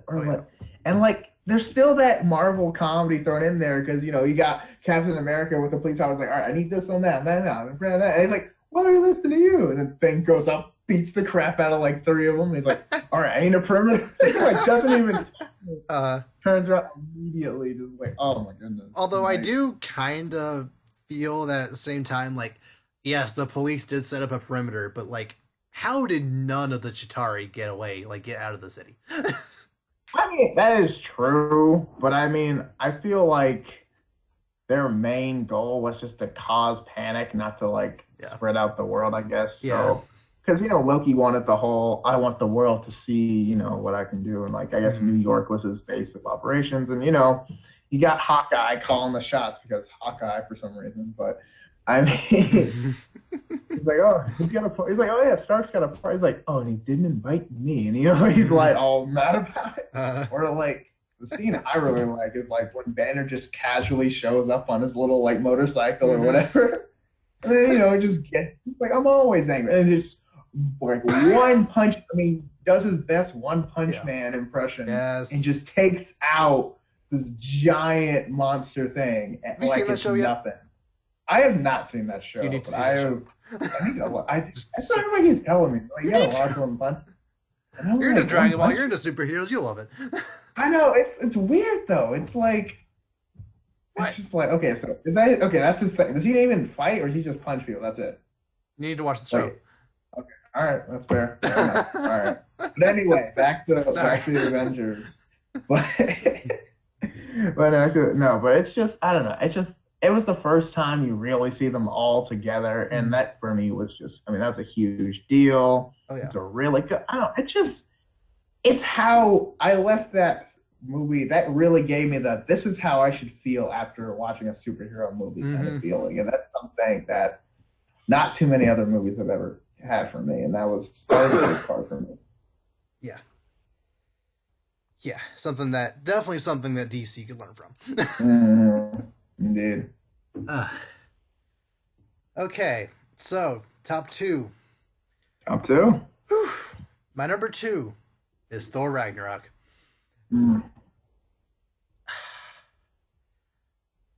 Okay. So, I'm just going to start by saying this is by far the best Thor movie.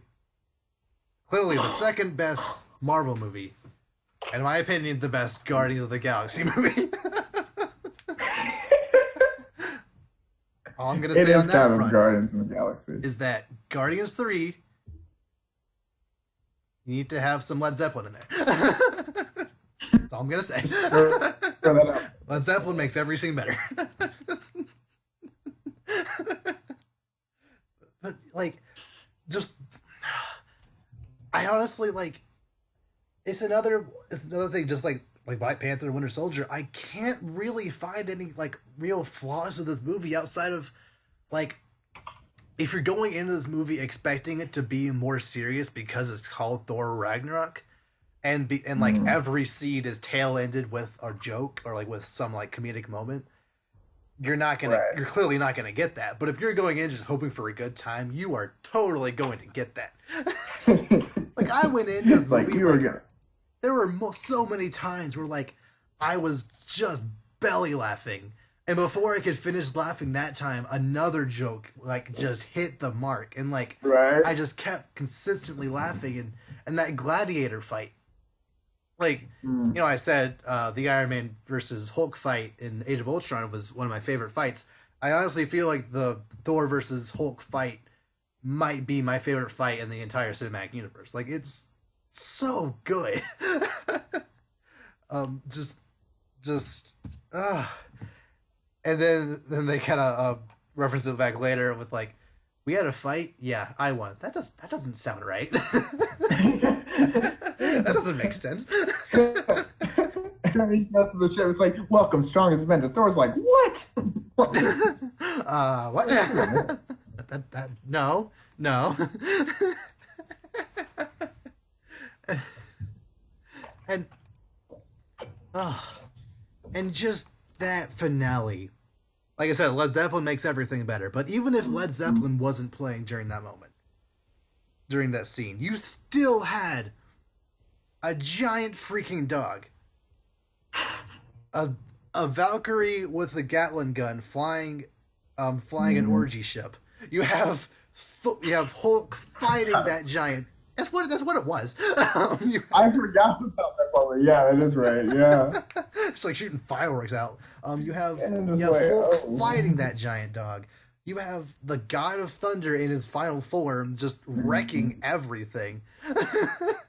Just and like uh I I honestly don't think you could get a better climax than that. Just like even just like I said, just even take away the immigrant song, and like that scene is still amazing. Ugh. it's just, oh, man, this movie is so good. It's just so much goes right for it. And Mm. just, oh, And you then you just have like, ugh. Then you have Jeff Goldblum as the perfect casting for the Grandmaster or whoever that guy was. Ugh. something like that. I don't even, Just was it the, something, it was something like super the pretentious. What was it? Grand Like the, something. or is Is it it like, Grandmaster? I'm gonna look it up. Okay. But just you have Jeff Goldblum just being Jeff Goldblum, and it was amazing. Ugh. Oh my gosh. Yeah, it's the Grandmaster. You're right. Grandmaster? Okay. Yeah. And honestly, like one of my favorite scenes from the movie, which there's a lot of favorite scenes, but still, is that Hmm. scene where Thor's like going through that like Disneyland style ride while Wildest Imagination is playing in the background. Just it's like that scene, like that's going to be a ride at Disney at some point. Like someone will make this happen. It's only a matter of time. Like there's no reason for a scene like that to exist, but just the way this movie works, it just made sense. Mhm. it, uh, yeah, I honestly don't feel like I could say enough good things about this movie. I left this movie Mhm. just reeling with excitement. Just and honestly, like most of that excitement came from the fact that Thor and Thor: The Dark World are my bottom tier Marvel movies, and then Thor Ragnarok just knocked it out of the park. Like it was, oh, it's so good. I was say there's not much of a better comeback story than Thor 3. I mean, Yeah, that's about as good as it gets. honestly, yeah. Like, Oh my goodness. uh, um, as oh, lost my train of thought. So what's your two? Okay, my two is Winter Soldier Nice. because yeah, I mean in my opinion, it's the best overall story. Mm-hmm. Just the best. Which is something I like looking to. I know a lot of people like it's a superhero movie. You gotta look at the action. You gotta look at the characters. But I don't know. For me, it's about telling a story and like Oh yeah. it's. I think it's the best story. 'Cause it's a movie. I mean, I'm here to be in a story. Like the best story. It's got great act. Like I mean, great action. I mean, it's super good. The characters work. I like Sam Wilson a lot, especially at the beginning. The on your left scene is still like I don't know why, but I just love that because it's just like he's like, don't say on your left. And he's like as a runner, like yeah, like I'm not like the best. Like I feel like I'm I'm a pretty good distance runner, but I'm not like the best. Like I've been in a situation like that, like on cross country. Like I was the second fastest guy in my cross country high school team. There was one guy who literally did a 16-minute 3-mile run one time, and he literally passed me twice. I'm like, how did you do this? like I've been in your position, Sam. Like that. Yeah, like have this guy like pass you like I feel, yeah, you know, on your left. Like there's always that one guy who's just so much better than you. It's just ridiculous. And like I also like in that scene where like he has the list like of like stuff to catch up on. It's like all this cool stuff. You know, he's got like I Love Lucy, he's got Star Wars on there. I was just like, oh dude, you're like, bro, you just want to culture this. You gotta hug him with the culture. Just, you need more time, dude. Yeah, man. Like, come on, bro. But yeah, I'm like, and like, I love that scene. And I mean, obviously, I mean, in the actual movie, I love like just, I don't know what it is, but like kind of the like, we're on the run, but like it's Cap, so we're on the run, but in Cap's way, which is, it makes it different. Yeah. For some reason. I'm not sure why, but it just feels like a wholly different on the run in a movie. Yeah, you know, and that's good. Like you said, Fury actually doesn't just stand there and talk to people. He actually does a lot in this movie. You know, even fakes his own death because it's Nick Fury, but you know. Yeah. And that good. Yeah. You have anything else to add about it? Oh, no. I mean, it's just great movie, great story, good action. I like Captain America. I like how Widow kind of works off. I like how she was in the twos, like Iron Man 2. I do like how that kind of works. The one thing is that I don't really know what they were going with Black Widow's hair in that movie. Like, I don't like the fact that it was long and straight. Like, if it was short and straight, that'd be fine. But since it was long and straight, it just didn't look right on her. Right? Really? In my opinion, I don't know, it just didn't look right. Like, the way she was kind of posing in the posters, it just, I don't know, just something seemed kind of off with her design. But other than that, just like what she did was fine. But just if she had like that kind of the short curly hair, like the brand how she had in Iron Man 2 would have been better in my opinion. But just that's just a nitpick. Essentially, she had better hair in all other movies. So go on. Yeah, I don't. For me, as long as it's red, it works. She like I'm seeing Infinity War trailer. I'm just like, oh, the blonde though, like. It makes sense because she had to be on the run after I know her Civil War. So like, I don't know, it's just I associate so much of that character with Scarlett Johansson and the red hair. So it's like it just feels off, you know. It's just kind of like, oh.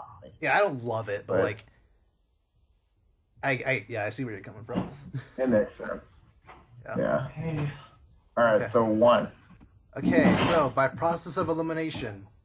Both of our number ones are Captain America Civil War, which is the correct choice.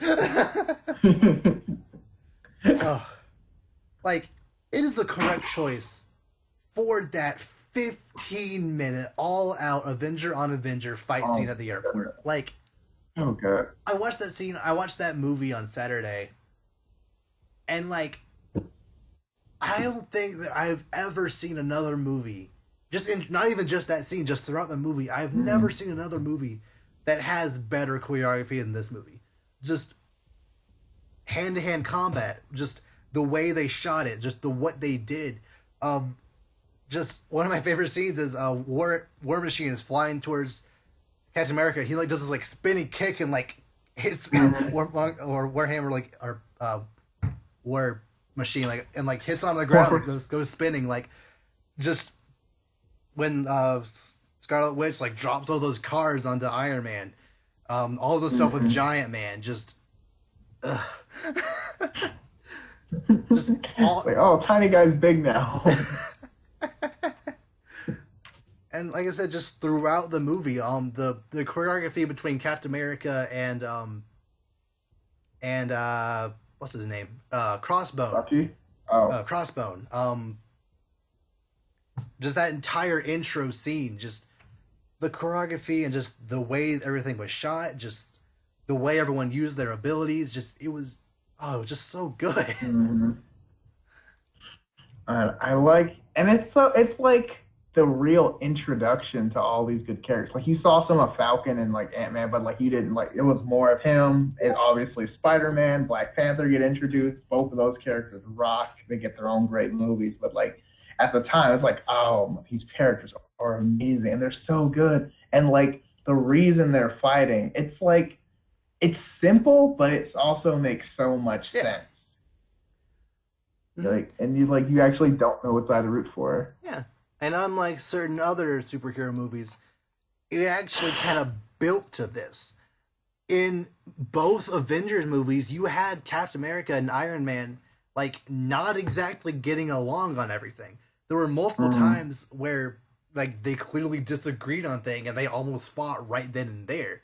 You right. just needed, and like yeah, they became friends, but at the same time there was still like a kind of animosity kind of in the back of both their minds towards the ideals of the other one. And hmm having that come to a head on the most important decision that that any of the Avengers could possibly make. They both like clearly disagree on this. It just Right. it just works so well, and like it wasn't contrived at all.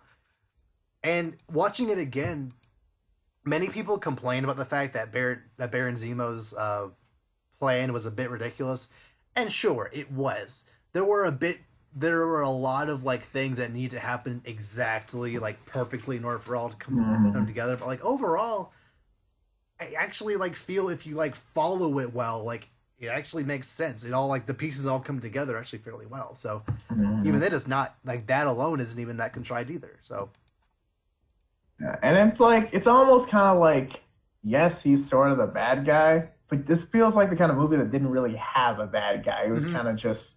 I mean, it's a civil war. They're fighting amongst themselves. That's kind of the whole like yeah, premise. So you're not too focused on the bad guy's yeah. motive. Like you didn't necessarily need a bad guy in order for these characters to fight, hmm but I kind of saw it as Zemo kind of like realized what was happening and use this to his advantage. He already hated the Right. Avengers, so he's like, "Oh, the Sokovia Accords are happening. This is going to spark animosity. I need to strike now. I need to put my plan into action now and use this Right. to my advantage. They're going to fight anyway. I'm just gonna, push them to make it Push him happen now." along. Yeah. Yeah, like it was just everything about this movie. I feel just worked so well and was like is every single aspect was like the very peak of what Marvel could have done, and it was done very well. Right. Yeah, Oh man, such a good movie. Mm. yeah, and like the Captain America versus Iron Man scene at the end too was like Mhm. there are like every single action sequence in this movie just hit perfectly. Right? Like perfect Mm, choreography. And like when Bucky and him are both, and Bucky and Cap are both taking out Iron Man, they're like switch beating him up and yeah. passing around the shield. I'm just like, Ah, oh, so it's like there's good. no wasted movement. Mm-hmm. So, oh my goodness. Yeah. And when Iron Man copies Captain America's movements and like hmm hits him with that like elbow hit and like throws him like, Yeah. oh, so good. Yeah, and And they'd be like, I could do this all day. I'm just like, oh, and like, the ah, feels like actually, I I got that felt that. reference. I understood that. Oh my goodness.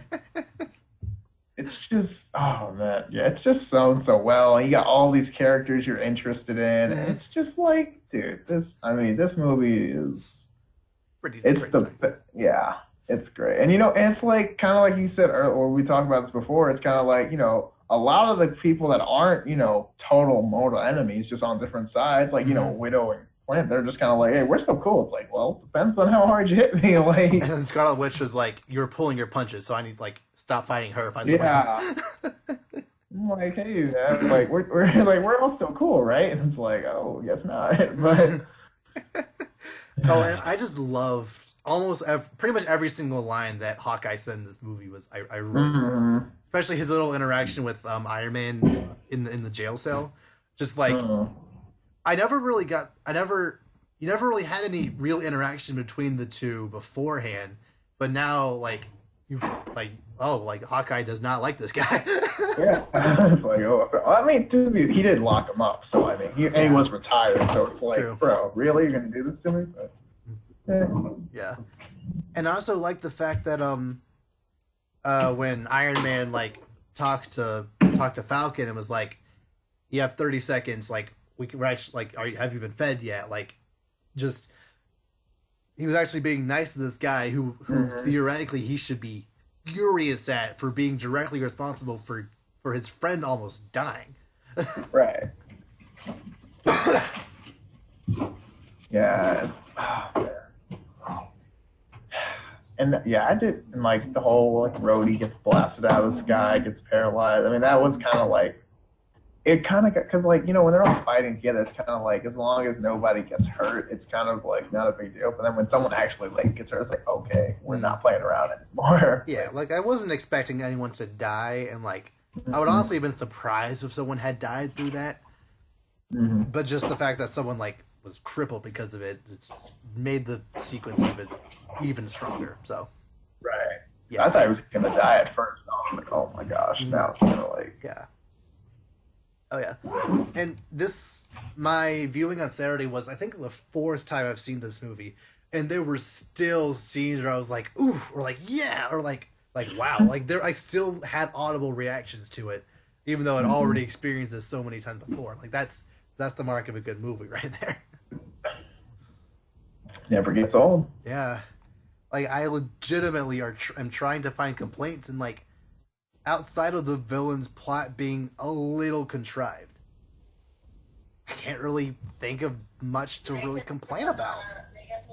He's not even that serious of a villain, so it's kind of just like, it's kind of just like the villain to keep the story moving, really. And all those people complain about the fact that, oh, even though they're all fighting, they're still making jokes and stuff. Like, they're trying to cope with what's happening. Like, they're fighting with their friends. Like, of course, Clint and Black Widow are gonna like, you know, are gonna have little banter like that. Like, they've been friends for years, and same thing with other people. Like,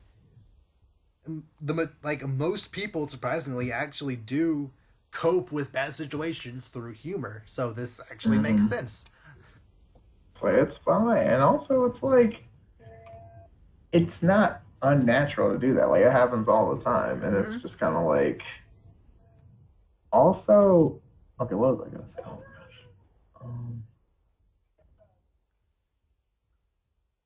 I will say the part about like killing Tony's parents at the end, I was expecting a bit like, I don't want to say more, but kind of like, he seemed mad about it, but like not that mad about it. I don't know if that was just him just like in shock, or like, I don't know, but.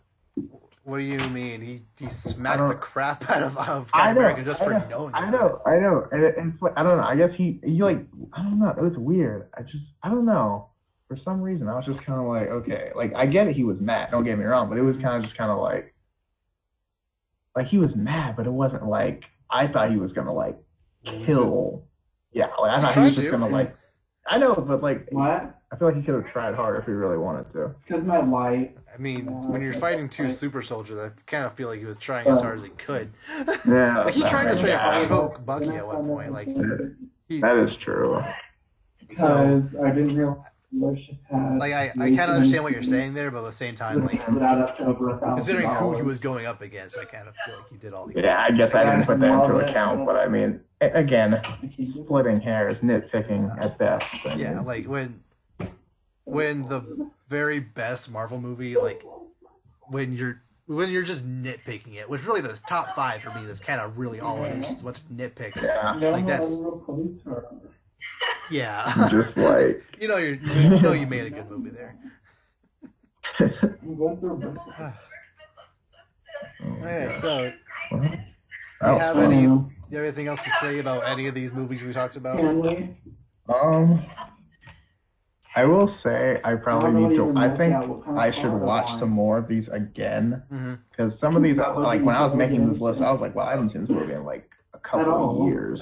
So like maybe I do need to refresh on some things, especially like some of the Iron Mans. Like I haven't seen Iron Man 3 since I saw it in theaters, Mm-hmm. or like I haven't seen well I'm not big. any of the Thors since the first time I saw, except Thor Ragnarok. I saw that Yeah. a couple times, but like even Age of Ultron, I haven't seen in a while. So like, yeah, I think I'm just gonna try to go through some of these again. I don't think my list will change like too terribly. Maybe like some mix-ups in the teams, but like generally, I think my like top 8 or so is solidified. Yeah, and I need to watch Captain America: First Avenger. Yes, you do. I might get around to watching Iron Man 2 at some point. Not high on my priority list. I need to watch Thor Ragnarok again. So I mean, I've only seen it once actually. I've only seen Thor Ragnarok once. Oh, really? You only saw it the one time? Okay. Yeah. Okay. Is it on Netflix now? It is not on Netflix. It's still just Civil War and Guardians 2 on Netflix and Doctor Strange. Okay. So those are on there, but that's about it as far as I know. Okay, so yeah, just given this list here, where are you predicting Infinity War to be placed? Well, if it's not top 2, I'm going to be disappointed. Disappointed?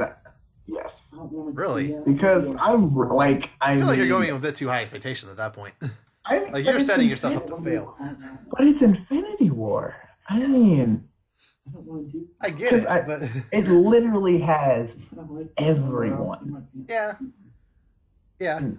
I mean, I'm thinking like top 5 at the minimum, like probably 4, but it'll push out something from top 5. Oh no! I know, and that's gonna be the problem. It's like I love all of my children. Like, what am I gonna? I know it's. You're right. But I mean, okay. Maybe top 2 was a bit much, but like, still, like, I mean, this, especially with all the hype coming. I mean, like, this thing needs to be. It's going to be good. That's what I'm saying. It has to be. I mean, if it's not, I'm gonna be so just like. It looks like Morgan's car. I mean, I know there's gonna be another one, but I mean, it's like this one has to leave me breath. Like, I have to leave the theater just like losing it almost. Oh yeah. I don't know. And like I honestly really, really hope that like the movie ends with Thanos winning. Yeah, that'd be funny. That'd be great. I mean, people probably hate it, but I mean, that's probably would be for the best, to be honest. Yeah, it's kind of what, like, it's not what needs to happen, but like, I would not be surprised if that's what ends up happening. I feel like it will, especially because I feel like this is the kind of like idea that this the reason they have another movie coming up is because I feel like it's something big happens. Yeah, exactly. And I feel like that's a big reason why it's yet to be titled, because we have all these other movies. We already know what's going to happen. I don't want to spoil anything. Exactly. You know? If it's like, you know, the new Avengers or something like that. Like, wait, what happened to the old Avengers? No. Oh, no. Like, that is, you know? Or like, I don't know. Who do you think's going to die? Iron Man, Cap. Why? Yeah, both Iron Man and Cap. Because there's not a scheduled Iron Man or Captain America sequel for the foreseeable future. So yeah, we know we're getting Spider-Man 2. We know we're getting Black Panther 2. We know we're getting keep doing that. We know we're getting a Black Widow movie. Doctor Strange 2 is happening. Guardians of the Galaxy 3. Ant-Man 2, which actually that's taking place before. Maybe, I don't know. Ant-Man 2 is just kind of happening. Ant-Man, that's like in later summer, I think. Yeah, so we're not sure if Ant-Man 2 is happening before or after Infinity War, but still, Ant-Man 2 is happening. So most of the like big heroes, like I could easily see, I could like understand if they killed off like the main 4, like Iron Man, Captain America, Thor, Hulk, but they're probably not going to kill off all of them. I wouldn't want that. I would 2 max. Well. I feel like it's gonna be a lot. I'm just be like, no, you break the back. Like, you know. If any someone can do that, so I wouldn't put it past them. I know, but I think they said, I've heard something. It was like, if they die, they're gonna stay die or something like that. Kevin Feige is like considering keeping that final. So I don't That's know what I'm if saying, that's but, like, car. oh man, It's a trailblazer. I don't know. I one thought I was like, what if, like, mom car. in order to, like, keep it comic, kind of like in the mom comics, car. like, if Black Panther dies and Shuri inherits the throne, kind of, But that could, like, lead it's a to her blue thing, one. which Maybe. I'd be cool. Like, I don't want that to happen. I don't but, want it like, to happen either.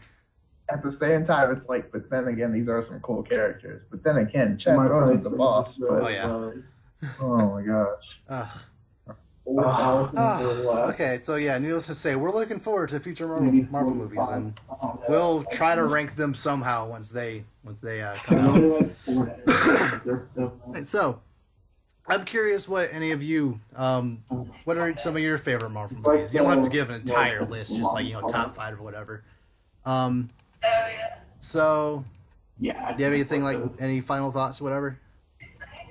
I don't have the money for it. No, but I love this some movies now. I gotta watch them all again. Oh yeah.